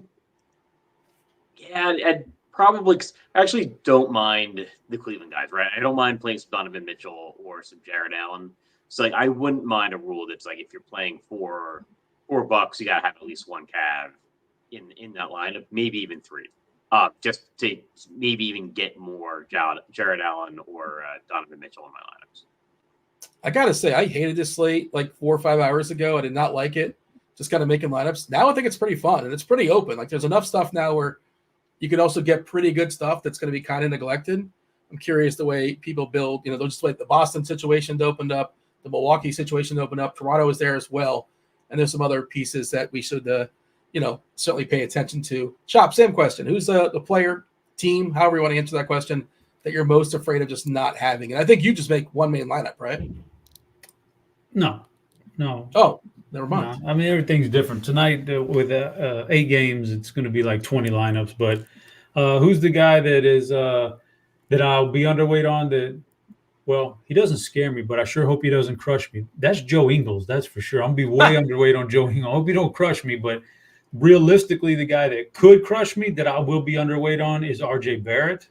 I hope that doesn't happen. So probably RJ Barrett as far as that question is concerned. I don't think people are playing Ingles anymore. Like I don't know if they ever really were. Right. You're right. I'm pretty sure he's going to go to the back of the line with the way news has opened up. Flying Armbar's got a question for you, Chopper. Nance or Wood, FanDuel cheapie? I assume it's just Larry Nance, and he's not asking about his brother Pete Nance, who I don't know if he's available in the player. I'm assuming this is Christian Wood and not something else. I mean, what else? It's obviously Nance. Christian Wood hasn't had a good game since he was on the Houston Rockets, so it's got to be Nance. Yeah, I mean, FanDuel's tough today. The cap is pretty tricky over there. We do have crunch time coming in. Roth just in time. Keith as well. Taylor also. Mr. Richard asking if we can fade the first game. I think you can. I think you can. Squirrel. I mean, I'm sure you're running 150 lineups. I'm sure you're gonna have some Minnesota stuff, but with Edwards being in, chance of a blowout, a bunch of value opening up. I think we could. If you're making one lineup, I think you can fade the first game. Yeah, I think actually everything kind of broke the best possible way to fade that first game, because there were some value pieces that were like kind of thin, that were appealing, like Mike Conley and Jaden McDaniels. I don't think you're crazy for playing those guys, but like I don't think they're anywhere near as necessary as they were like when we started the show. Still do like some Anthony Edwards, but it's more of a tournament piece. Like feel free to fade the first game if you want to. Roth, I didn't see. Was today another snow day, or were the kids at school today? Oh, kids back in school. We had a bit of delayed start, so it was a couple rough hours there. But what a glorious day! Just amazing, Dean. Best day of my life. Watching you in real time, like see that, like was it yesterday? With it, like your wife texted you that there's gonna be no school, and that's like losing a GPP at the buzzer, basically. It was tough. It was tough. That hurt. That one hurt my soul a little bit. And to be clear, I am a great dad and love my kids, but like having school get canceled last minute is just a crushing blow. So yeah, back in school, life is good. Yeah, I don't think anybody took it that way. They understand. A lot of people know the grind. Chop will tell you. Chop's always counting down the days when school is starting up again. I feel like he's mentioned that several times. Different ages as far as the kids, and I'm sure different. I don't know, Chop. Your kids are like teenagers now, right? I think mostly.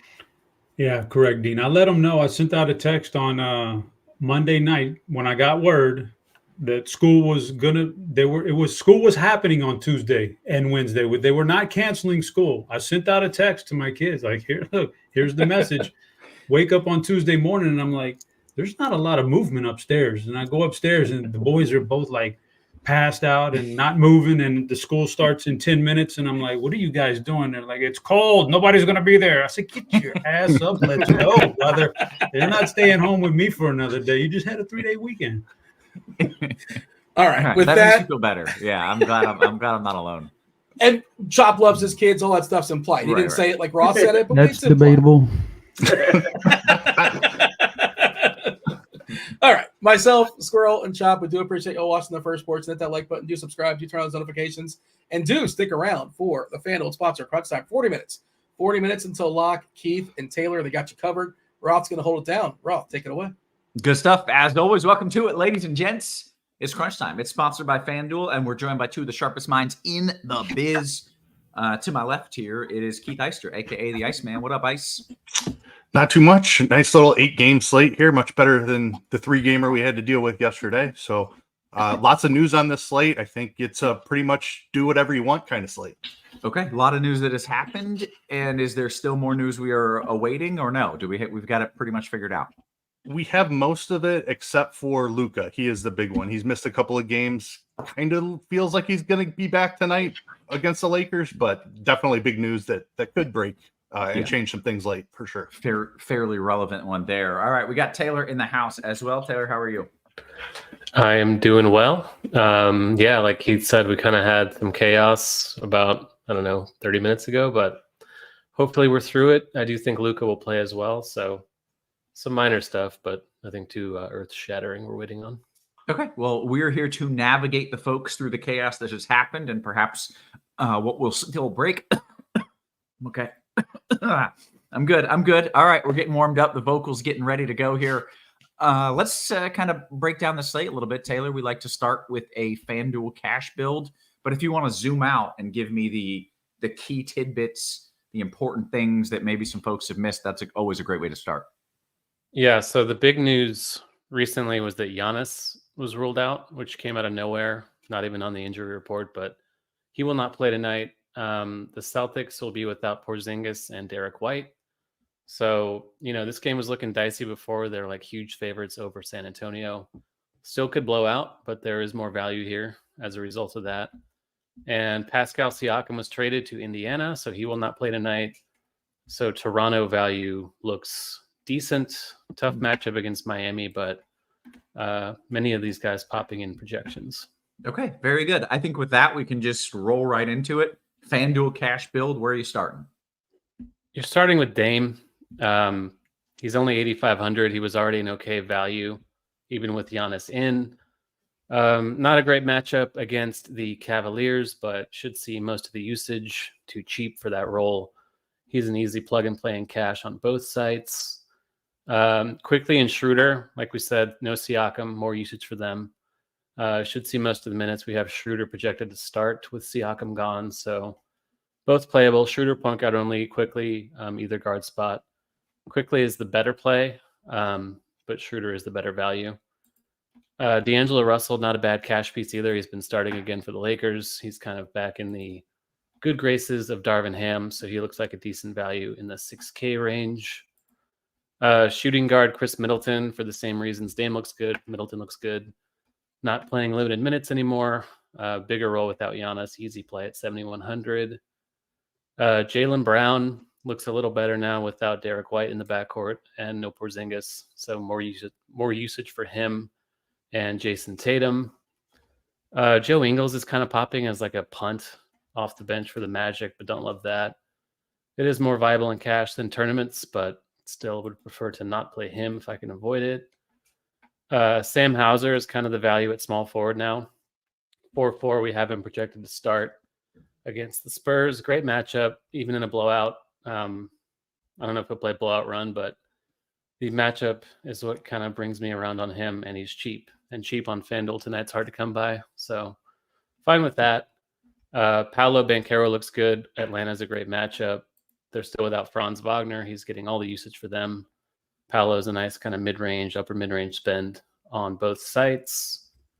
Jaden McDaniels looks like an okay value at either forward spot for Minnesota. They're playing Detroit. Sub 5K, plenty of minutes. Generally not a huge fan of this game. I think Minnesota should just manhandle them. But for cash, I think McDaniels is an okay kind of value piece.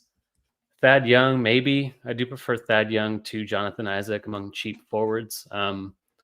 We saw Jonte Porter start over Thad the other night, but Thad still played more minutes off the bench, I believe. So I think he's a decent kind of cheapie at 4-4. And at center, we're looking at Brook Lopez. We're looking at Bobby Portis. I think Bobby Portis, you can play him either forward or power forward or center. Should start. I think we probably have him projected to start for Giannis. Yeah, we did get a question on his minutes projection, and I'm curious, what his role is and what he's done in these situations in the past with Giannis out. I think he usually does start for Giannis, which is obviously a huge boost. He's a really good per minute guy anyway. Again, like the Cavs are a good defensive team, but Portis is just too cheap for this role. 5,600 on FanDuel, power forward center. Like we said, the value is kind of shaky. I think he's a very safe mid-range value kind of play and an easy.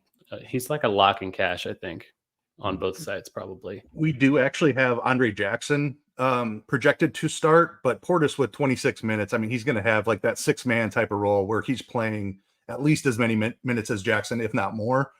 If he were to jump into that starting lineup, I think you'd see an even further uptick on his minutes projection. Gotcha. Okay. Good Thank call. you. Yeah, I think he's very safe, especially for cash. Brook Lopez for 68. That's kind of steep, but again, like Giannis is such a huge usage and everything hog that there's going to be more stuff. These secondary pieces, Lopez should benefit. Minute should be there with Jared Allen on the other side of this game. I think guys like Bam and Allen and Karl Anthony Towns might be better for tournaments, but they are still cash viable if you have a little more money. And I think that pretty much wraps it up on FanDuel. Okay, great. Ice, what are your thoughts here as you start to look at a tournament build on FanDuel? Yeah, so I think everyone is going to be flocking to Milwaukee and Boston and even Toronto to some extent. So that's where I'm definitely trying to get a little bit different. I'm going to play the Boston game like a blowout and just basically fade Jaylen Brown and Jason Tatum. They're catching a little bit of ownership, but if that game gets out of hand, maybe they don't get their full upper 30s minutes type of run that they're used to.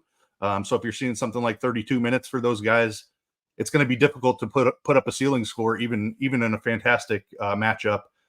Holiday's ownership is much lower than those two, so I do have a decent amount of him in the event that game does play a little closer than expected.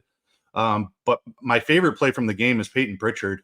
Should get a little bit of blowout run as well. He probably doesn't mop up if it's like a 25-point game, but he's going to play 24-ish minutes in his normal rotation, and if it's out of hand going into the fourth quarter, maybe they just leave him out there for a couple of minutes to get him to the scrubs.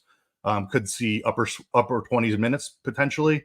I think guys like O'Shea Brissett and Luke Cornett are viable as cheap guys. I'm not comfortable with some of the like cheap punt type players.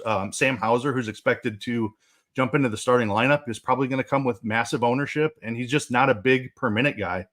Joe Ingles and Jonathan Isaac for Orlando. Like Isaac is capped at like 14 minutes. Where is the ceiling in that play? Joe Ingles is a very low per minute guy. Like none of those punt type plays are comfortable at all. So getting weird with some of the Boston value, who could see an additional run in a blowout, is one of my favorite strategies here. On the Milwaukee side, I like Dame a good amount. I'll probably try to match the field on him. Middleton is a very strong play, obviously, as well. I probably end up a little bit underweight on Middleton to go overweight Bobby Portis and even Brook Lopez. Tough matchup for Brook, but he could still find a decent game here. Probably need him to make a couple of threes, but he's definitely very capable of that. Sure. The Toronto stuff, I'm kind of just coming in roughly even with the field. I think Barrett is my favorite play of the bunch. I like Quickly as well, but he's a little bit more expensive. Schroeder's coming with a ton of ownership. I probably end up slightly under the field on him. Thad Young, another uncomfortable value type play, especially in this matchup with Bam on the other side. The minutes have been all over the place. Foul trouble is definitely a thing with Bam there. So kind of want to be underweight on Thaddeus Young as well. And then game environments I'm looking to get overweight on. Let me see what was I wanting to talk about here. Paolo Banchero, I think, is a phenomenal play. I definitely want to be over the field on him. Atlanta is a team that we often target for DFS goodness. They play really fast. They don't play any defense. Paolo has had a bit of a downswing here, but his last four matchups have been extremely difficult. And before that, he was absolutely smashing without Franz Wagner in the lineup. So I'm going heavy on Paolo tonight. I think it's an awesome spot for him after a couple of tough ones in a row. And then the Charlotte-New Orleans game, like nobody is playing. And Charlotte is a much faster team with LaMelo Ball on the court. New Orleans is a tough team to figure out because they kind of have three stars that split the usage. And it's hard to guess which one have the ceiling game. Bigs are always a thing against Charlotte. Valanciunas is not a guy who plays a ton of minutes, but I mean, Valanciunas could absolutely smash in mid-20s minutes. I would love to get 26, 28 minutes out of him to find a ceiling. If he only gets 22, 24, it might be a little bit difficult, but love the matchup for Valanciunas. And CJ McCollum is my favorite of the other three. Zion's catching a little bit of ownership. Ingram hasn't been great recently. The matchup for McCollum with Ball and Rozier, the guys who are likely to guard him on the other side, like I'm just not scared of that at all. So McCollum in a pace-up game is one of my favorite low-owned plays on the entire slate. Okay, very good. We have oodles and oodles of time here before we even kick it to DK. We should mention this show sponsored, by the way, by FanDuel, and they've got some of the best deals in the biz as well. Make sure you've signed up for the FanDuel Sportsbook. If you have not, you're missing out because right now you bet $5, get $150 in bonus bets for new users in Arizona, Colorado, Illinois, Indiana, Iowa, Kansas, Louisiana, Maryland, Massachusetts, Michigan, New Jersey, New York, Ohio, Pennsylvania, Tennessee, Virginia, West Virginia, Wyoming. Those of you in the great state of Vermont now have access to the FanDuel Sportsbook as well. Special offer, bet $5, get $200 in bonus bets on any market. Terms and conditions apply. Must be 21 and up. Gambling problem, call 1-800-GAMBLER. Let's kick it over now to DK and getting some Gary Trent questions here. I guess it was just one question and Dean helping out. But sure, why not? Let's start there. Any interest in Gary Trent? They are thin just because of the trade, but not really. Maybe if he starts. Yeah, like we think Schroeder will start, so he's still off the bench probably. So not super into that with all the other value we have now. Okay, well then walk me through what we are doing here in a DK cash build. Yeah, as you would expect, a lot of Milwaukee, a lot of Boston now with the injuries there. Dame is pretty much a lock over here as well for 8,600. Peyton Pritchard, either guard spot, he's eligible, which is useful. You can play him at shooting guard, quite helpful. Not projected to start, but should still see plenty of minutes. Like Keith said, could benefit if the game gets out of hand. He's been good per minute this season, so fine with that in cash. I do think he'll be quite popular in tournaments, but for cash, it's not a big deal, of course. Emmanuel quickly looks good. 7K is pretty steep, but like we've talked about previously, since the trade, he's playing a bigger role than he played in New York. It's really dark in here now, I just noticed. It is. Looks like there's about to be a rave going on behind you. Okay. Not sure that helped, but all right. Yeah, Drew Holiday, he's 6,100, which is really low regardless of injuries, but without two starters, he's going to look really good. The matchup against the Spurs is obviously pretty much as good as it gets. So, Drew, Dame, and Pritchard are taking up 3 spots in your cash build for sure. Quickly, not a must as a result of that, but I do think you can do the 4-point guard build in cash. That probably squeezes guys like D'Angelo Russell out of there, which is fine. He wasn't like a must-have anyway. Still fine, but the others just look better than him now. Schroeder, 5,500, good value on him. If you don't want to pay all the way up for quickly, I think Schroeder's a fine alternative. Like we said, expected to start for Toronto. Jaylen Brown, RJ Barrett, 2 guys that should see usage boosts with the aforementioned situations with those teams. Sam Hauser, 3,900, even cheaper on DK than he is on FanDuel, expected to start. Totally fine with that in cash, just because not a good per minute guy. Don't want to play him if he's going to be really popular in tournaments, but a fine cash play. O'Shea Brissett is actually popping into some optimals at either forward spot just because he's 3K flat. There are a lot of ways that can go wrong, of course, but blowout in theory should help him, we would think, and no Porzingis should mean he's in the rotation anyway. And 3K plays these days do not come around very often, so I get why he's popping. Certainly not a must in cash, but he is playable.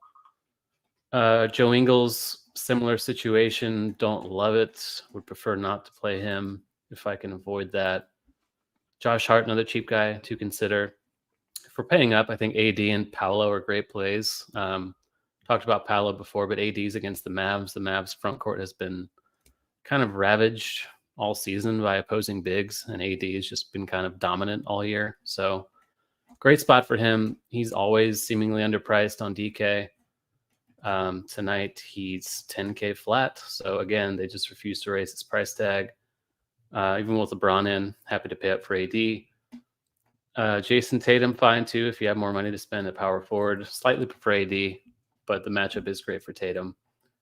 And at center, Alperon Şengün is under 8K. The Knicks is not a great spot necessarily, but they aren't quite as formidable defensively in the paint without Mitchell Robinson. And Şengün has been pretty matchup proof all season, so don't mind the discount we're getting on him. Brings a high floor and a high ceiling to the table. And Bobby Portis and Brook Lopez also worth a shout. Not necessarily as useful on DK as they are on FanDuel, just because we do have some of these punts on DK available, but still happy to get to Portis in particular in cash. Okay. Very good. Let's kick it to Ice, talk some tournaments here. I've got a feel it in my plums play, and I feel so good about it. And I'm hoping you're not just going to tell me I'm an idiot, Ice. Why are we not playing Boucher with Siakam out? This is a dude who I'm obsessed with. I love him. If he gets minutes, he's going to dominate. Now, shouldn't he get the minutes and the increased usage? Like, isn't this the spot? He's 4K. I don't think it's crazy. I also think that you're at risk of losing run to Jalen McDaniels. If Gary Trent is active, and it sounds like he's going to be, like they just don't like Boucher. They don't give him run. They haven't in a really long time. So I'd be very concerned about those minutes. He's very good per minute, but you're going to struggle to get more than like 16 minutes, I think. Why is it not his time? Give him 30 minutes. Let Boucher cook. Come on. They're probably just going to play the starters like 36, 38 minutes. And then you have like Porter's been getting solid run. Trent's going to get solid run. They don't go more than like 7 or 8 deep very often. So it's tough to see a path to big minutes for Boucher.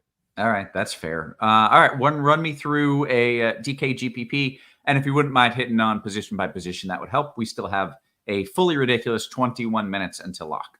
Yeah, I realized I forgot to talk about the Dallas Lakers game a little bit over on FanDuel, so this applies to FanDuel as well. But with Luka questionable, I mean, if he gets ruled out, like we're talking about some of the best plays on the slate that are going to be really unowned, and nobody's going to have roster spots to build with that. So I'm putting plenty of Kyrie Irving, plenty of Tim Hardaway Jr., Anthony Davis. Like I'm stacking that game up in several of my lineups just to give me a little bit of flexibility in case Luka does get ruled out. That includes some Luka. It's tough to know that he's full go after missing a couple of games with injuries, but I mean, it's Luka. He can smash in any spot. But are these ancillary pieces on Dallas already priced up because Luka's been out, so we don't have great value there if he is out? That's partially true. But I mean, Kyrie at 9,300 would be an absolute smash. Probably the best like value quote on like point per dollar on the slate. Tim Hardaway is still reasonably priced at 6,400. I mean, he's went bonkers in 2 of the 3 games that Luka missed. So like you basically can't price him up enough at this point. He's went for over 50 DK points in 2 of the last 3 games. So if Luka misses, I want as much Tim Hardaway Jr. as I can possibly fit in. Okay. So he's not grading out as a great play right now, but I'm still building with him. If Luka does end up getting ruled in, which is kind of what I'm expecting, I will pivot some of that to the Lakers guys like D'Angelo Russell, Austin Reeves, I think are slightly better plays. But as of right now, I'm building heavy with Tim Hardaway. Okay, excellent. Well, let's run through the DK GPP build, and we'll start a point guard if you don't mind. All right. So Lillard is obviously an awesome play. I'm not trying to get overweight or anything on him, but I think you definitely want some exposure there. Donovan Mitchell looks really good at low ownership on the other side of the game. Awesome matchup there against Milwaukee, who's really struggled with point guards this season. Mitchell's had a massive ceiling with Mobley and Garland out, who are out again. I just talked about Kyrie Irving. I have quite a bit of him. I think he's in play even if Luka is in there. I just like the game environment against the Lakers. 9,300, a fair price tag. Schroeder is a guy that I'm just kind of matching the field on. I think he plays a ton of minutes in this spot. D'Angelo Russell to give myself some late swappability options is definitely a big part of my pool. Peyton Pritchard, one of my favorite Celtics, building heavy with him. Probably my favorite value play on the entire slate. At the shooting guard position, RJ Barrett for Toronto, definitely in there. Underweight on Middleton. Terry Rozier is a guy that I have a bunch of. I talked about that game environment. Rozier at 7,500 with LaMelo in there. Like, he still has ceiling even with LaMelo in there. LaMelo actually helps him get more open looks. He doesn't have the ball in his hands as much, but I think his scoring upside is just as much. So I do like Terry Rozier at 7,500. Drew, obviously, without Porzingis and White in there, is a very solid play. Just 6,100, a little less ownership than Jaylen Brown. So I like him as a pivot. At small forward here, let me see. Small forward is really tough. That's part of why I like Brissett as a punt option. Middleton's obviously great. Barrett's great. I want to be way under the field on Sam Hauser. Jaylen Brown is great, but all those guys are coming with like big time ownership. I think my favorite pivot if I'm spending up is Jimmy Butler. But I'm really would just want to punt this off with guys like Brissett as much as I can.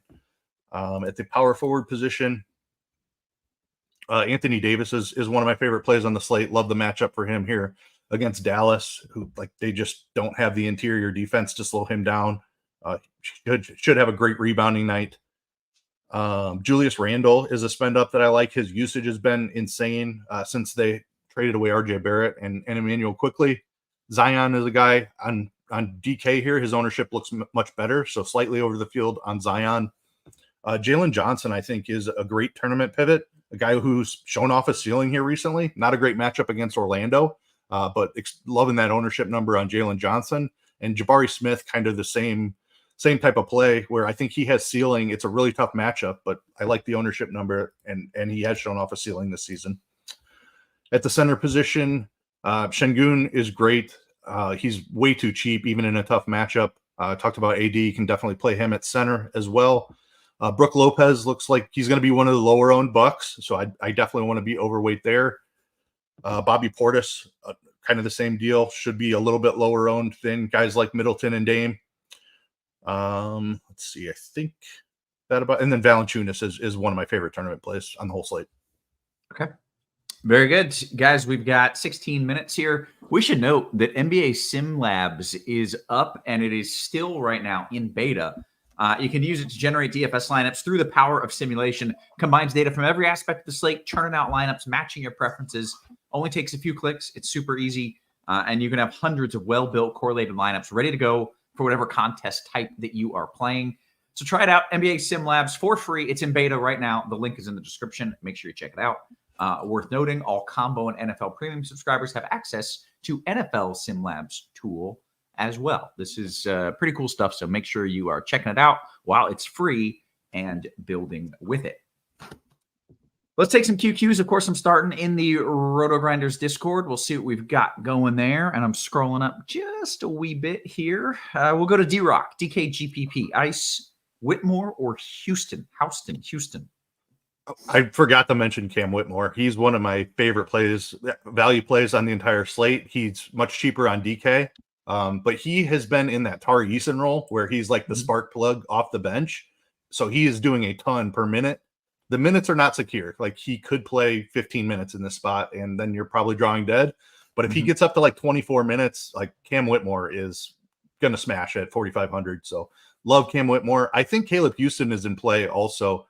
He's shown some spike games here recently. Just want to confirm he is in the starting lineup again. So I like Caleb Houston as well, but between those two, it's Whitmore for me. But Houston is a viable cheap guy.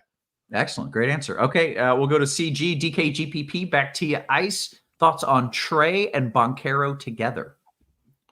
Yeah, I mean, I'm definitely fine with that. You're dedicating a lot of your salary to that game, but the matchup, like, Atlanta's going to speed Orlando up. Orlando's been really good defensively this season, but I mean, I could see how this game stays close and kind of goes back and forth. So I do like that.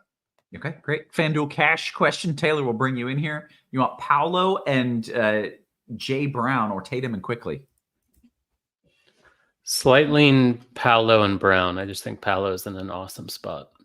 Okay. FanDuel GPP question, Ice. Which teams do you want to take multiple players from?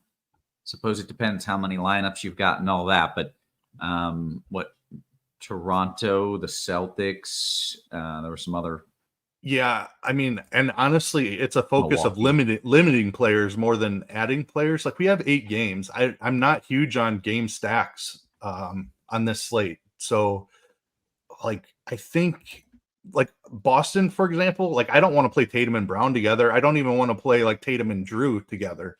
So limiting my exposure to the chalkier game environments because of the injury situations is how I'm handling it rather than targeting game stacks. Nice. Okay. Well said. We'll go to Carolina. Guy says, what up, Kevin? FanDuel GPP large field. How many studs? Ice, how many studs you got in a FanDuel GPP large field build? On FanDuel, what are we pricing a stud at? You'll say 9 or above ish, 9-ish or higher. Most lineups, 9 or above. Okay.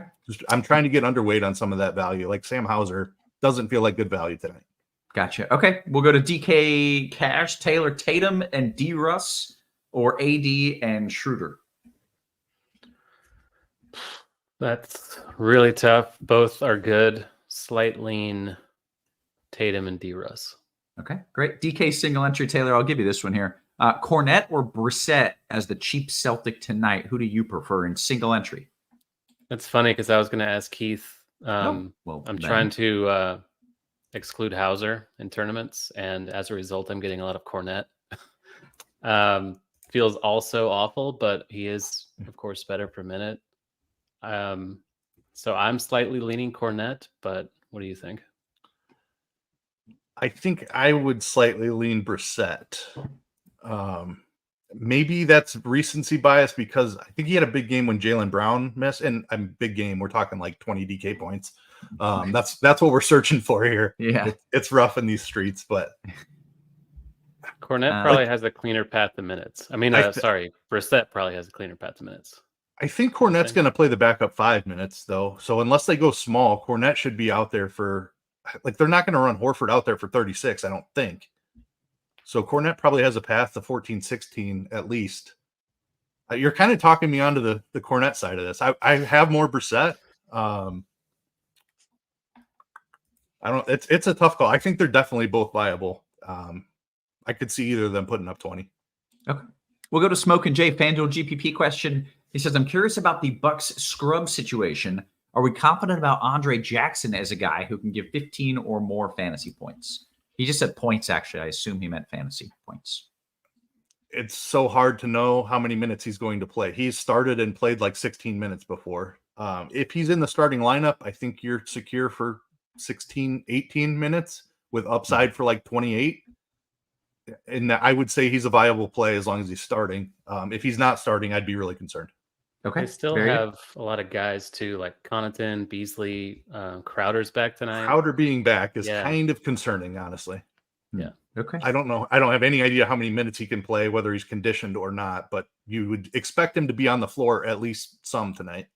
Yeah. All right. We'll go to a sides question here. We got still 10 minutes until lock. Thoughts on subjecting yourself, Taylor, to Jonathan Isaac and FanDuel Cash? He would like to add, it's rough out here. It is rough out there. I don't know if you really need to. You can go cheap with Hauser. I feel better about him in a cash environment just because the minutes should be there. You can kind of build in the mid-range. Like Dame's not that expensive. These Raptors are in the mid-range. You can go up to Tatum and LeBron and still not have to dive all the way to Isaac. So I get it, but ideally, no. Okay, that's fair. DK single entry Ice. These are two dudes who I think you mentioned and you said you liked. McCollum or Şengün in the util spot. I do like both of them. a lot. I would say it depends on the rest of your lineup. McCollum is going to be played by almost nobody, and Şengün is borderline chalk. So if you need to differentiate, if you have a lot of chalk throughout the rest of your lineup, it's McCollum. Gotcha. Okay. DK Cash question, Taylor, right back to you here. Drew or Lopez? I've already got Tatum in this build. Slightly in Drew for me. Yeah, both look good, but Drew. Okay. Fluff says, any Malik Beasley? Ice, you got any Bs in a FanDuel GPP? I just have one lineup on FanDuel. He's not in it. 4,900. Yeah, definitely viable. Totally fine with great. that. Okay, I'm scrolling up a little bit in the YouTube. Hit us with a little thumbs up. This free content doesn't get much better than this. Make sure you hit that like and subscribe. We talked a bit about Gary Trent being back and how that might impact my decision to stick with my boy Bobby Boucher. I'm playing him regardless. But is Gary Trent viable in a DK GPP? He is, yes. Again, that's it's a tough to see his path to minutes. I suppose Schroeder could play poorly and they go with quickly at the point. And Gary Trent gets a little extra run that way. So yeah, at that price, he's definitely viable. Okay. Anthony, and these questions, like we don't know, but the question is, do you think Luka and LeBron play tonight? And I feel like you both said you do. We're kind of leaning towards yes on those, right? Yeah, I would say Luka slightly less confident than LeBron, but I feel like both play. Okay, great. Flying Armbar says, is Sam Merrill sneaky? Ice, is that a sneaky play? Sneaky for sure. Do we have LeVert news yet? Not yet. I saw that he was warming up, but we don't have. Oh, he will play. Just came in. Perfect timing. Okay. It's definitely sneaky now. If LeVert were going to miss, then I think you'd see some people get on that. But I think it's very sneaky. He still has he's carved out a role, so I think he still has a path to minutes, and it's viable. Very similar to the Gary Trent play. Low minutes, if he gets hot shooting, you might have something there. Okay. What do we think about Jonte Porter as a cash saver on a turbo slate? I'll assume that's a GPP question because I have not heard his name yet. Really tough spot for him. He's kind of struggled with fouls, and he gets Bam tonight. So, if it's a turbo slate, I'm assuming I haven't looked at the turbo slates. I'm assuming it's like 2 to 4 games. He's probably viable because he's going to see some minutes, but I don't like the spot for him tonight. Okay. We'll go to Steven's question. Jinglin' Joe in the DK GPP. Ice, was that one of the dudes who you didn't love? One of the values? X him out. Yeah. There you have it. Hoosiers Hang Banner says Jaden Ivey game log, and nobody wants to play that game. Has Jaden Ivey been on a tear here? He gets Minnesota, who, for my money, is the very best defense in the NBA. He has been playing outstanding, but his price is up to $7K now, and it's a really, really tough matchup. Yeah. Okay. More GPP questions coming in, and we'll throw into Taylor just to get him back in the mix here. Hauser and Champagny or Brissett and Caleb Houston? I think the second one, really digging deep there. Okay. Flying Armbar, your 2 favorite cheapies and your 2 favorite studs in a FanDuel GPP. He wants low owned and sneaky. Oh man, That's quite the question. I was hoping it was going to be DK because Whitmore is much cheaper on DK than FanDuel. He's 5,400 on FanDuel. It's still playable, but it's a much tougher click than on DK. I will go Brissett as a favorite cheapie at 4,100. Let's see. And Peyton Pritchard, I assume that he's under 5K. Yeah, 4,800. Give me Brissett and Pritchard. And then favorite studs, I will go Paolo Banchero and Donovan Mitchell. Well done. Okay. DK GPP, and let's see. We'll give it right back to Ice here. Jalen Green or Russell? I prefer Russell there. Okay. Taylor bringing you in here. Ant or Jaylen Brown, DK GPP. Does this depend on your ownership kind of? Jaylen Brown going to be much, much chalkier than Ant? Let's see. We have Ant at 18%. That could come down potentially. He is cheap though. He's 8,300. I do think Jaylen will be more popular. I would lean toward Ant. I do think Jaylen will be chalkier. Okay. Taylor, back to you from aside here. FanDuel cash question. Barrett, Okeke, and Lopez, or Hauser, Isaac, LeBron? Barrett, Okeke, Lopez. I think I would go that one. Okay, great. FanDuel GPP question. Ice, I really want to pair Dame with Mitchell, but I can save a lot of cash and use Jared Allen in a mini stack. Is that viable? Yeah, certainly viable. Allen's had an awesome ceiling this season. I do prefer the spot for Dame or for Mitchell rather, just because the Bucks have struggled against point guards so much. But Allen is of course viable. Okay. Texas Skinny making your work here. DK GPP Ice 4,400 in the util.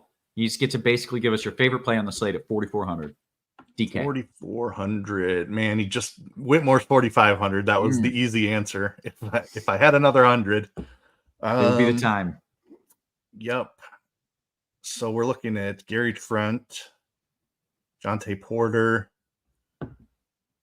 Pritchard at 4K. If you don't have Pritchard already, that's who I would be clicking.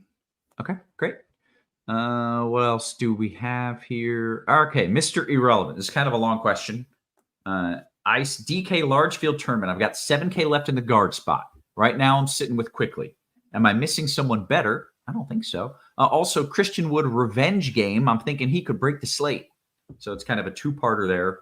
7K at the guard spot. Quickly seems like the chalky answer, at least. Yeah, Quickly is definitely going to have the best projection there at 7K. And then the latter part was Christian Wood revenge narrative. Yeah, I'm okay with that. I was trying to see if there was another 7K guard that I would prefer at less ownership. Barrett is fine, but he's going to have just as much ownership as Quickly. Ivy is probably the answer if you're looking for a pivot. I don't mind Austin Reeves as well. The Christian Wood thing, it seems like he's back in the rotation and the minutes have been really secure. I'd love the matchup for him against Dallas. So, I mean, regardless of revenge, I think he's viable tonight. Okay, great. It's all the revenge. That's all that matters. Nice. The narrative is what counts. Carolina guy, FanDuel GPP, large field, Lillard or Banchero. I feel like Paolo was kind of your dude. Yeah, it's Paolo for me. Okay. DK GPP, going to bring in Taylor here just to give him some action. He's falling asleep over there. Jalen Green or Russell? Yeah, I think I agree with Keith. It was Russell on that one. We did get Luka expected to play officially, not officially, but expected to play. And I do think 10-9 on DK is really cheap for him. That's what I was looking at. He's not going to be limited, we don't think. He's not really a minutes limit kind of guy. He tends to show up for these games against the Lakers. And, with all the guard value, like for mid-range guard value, people are not going to play him. So I think he's really, really interesting tonight. Yeah, I got a Luka bill. When I saw that Luka price, I was like, yeah, I want some of that. Guy could, well, I almost said could go for a triple double. Like probably will get a triple double. So that feels pretty good to click. 5,500. We got less than a minute. DK Util Ice 5,500 left. Where are we going? From our guy Butthole Jenkins. 5,500 Util. Schroeder. Okay. Goga and DK single entry. Taylor, you got any Goga? Any interest? No, the Magic are weird with their center rotation. Like they have three guys vying for minutes. So I'm trying to avoid him tonight if I can. Okay. Jackson Carr says, Ice, I've already got Pritchard and Cornette. You want Asar and Wemby? This is a DK GPP. Asar, Wemby, or AD and Brissett? AD and Brissett. Okay. We'll cycle back to that one afterwards. Schroeder or beef stew? So Schroeder or Stewart? Schroeder, yeah. Yeah. With that, we have hit the lock. FanDuel Cash Center, if it's not too late. I don't know. I probably isn't. Allen or Şengün in cash, Taylor? I think Şengün is play there. Yeah, they're comparable, but Şengün for me. Okay. Back to Wemby. Can we play him? Or is he just going to keep me saying I can't play him because he's only going to get 23 minutes and then him he keeps smashing for 50. smashing, and like his price is barely coming down. I'm like, what is the hell is happening? Or do you have any Wemby? Nice. I have one lineup with Wemby out of 20. Like it's not grading out well, but he just keeps smashing. He keeps. How do you can't project it? Like it's outrageous. 26 he has like projected minutes, 44 projected fantasy points. Like he still crazy. projects. I mean, well we're for the basically dollar. we're projecting him at his minutes cap just so that we can get his like fantasy points projection up as high as possible. Right. He's He'll on probably a play 26 minute minutes. limit. Yeah, He'll probably play 24 minutes and get more fantasy points than we have projected. Like Exactly. it's hard to wrap your mind around the numbers that guy puts up when he's out there. It's insane. Okay, hey, with that, I think we're going to bounce on out of here. I've got some basketball to watch and some kids to put to bed. So for Ice, Taylor, for our wonderful production crew, always working hard behind the scenes, guys, we appreciate you. We love you, and we will catch you tomorrow. You have been crunched.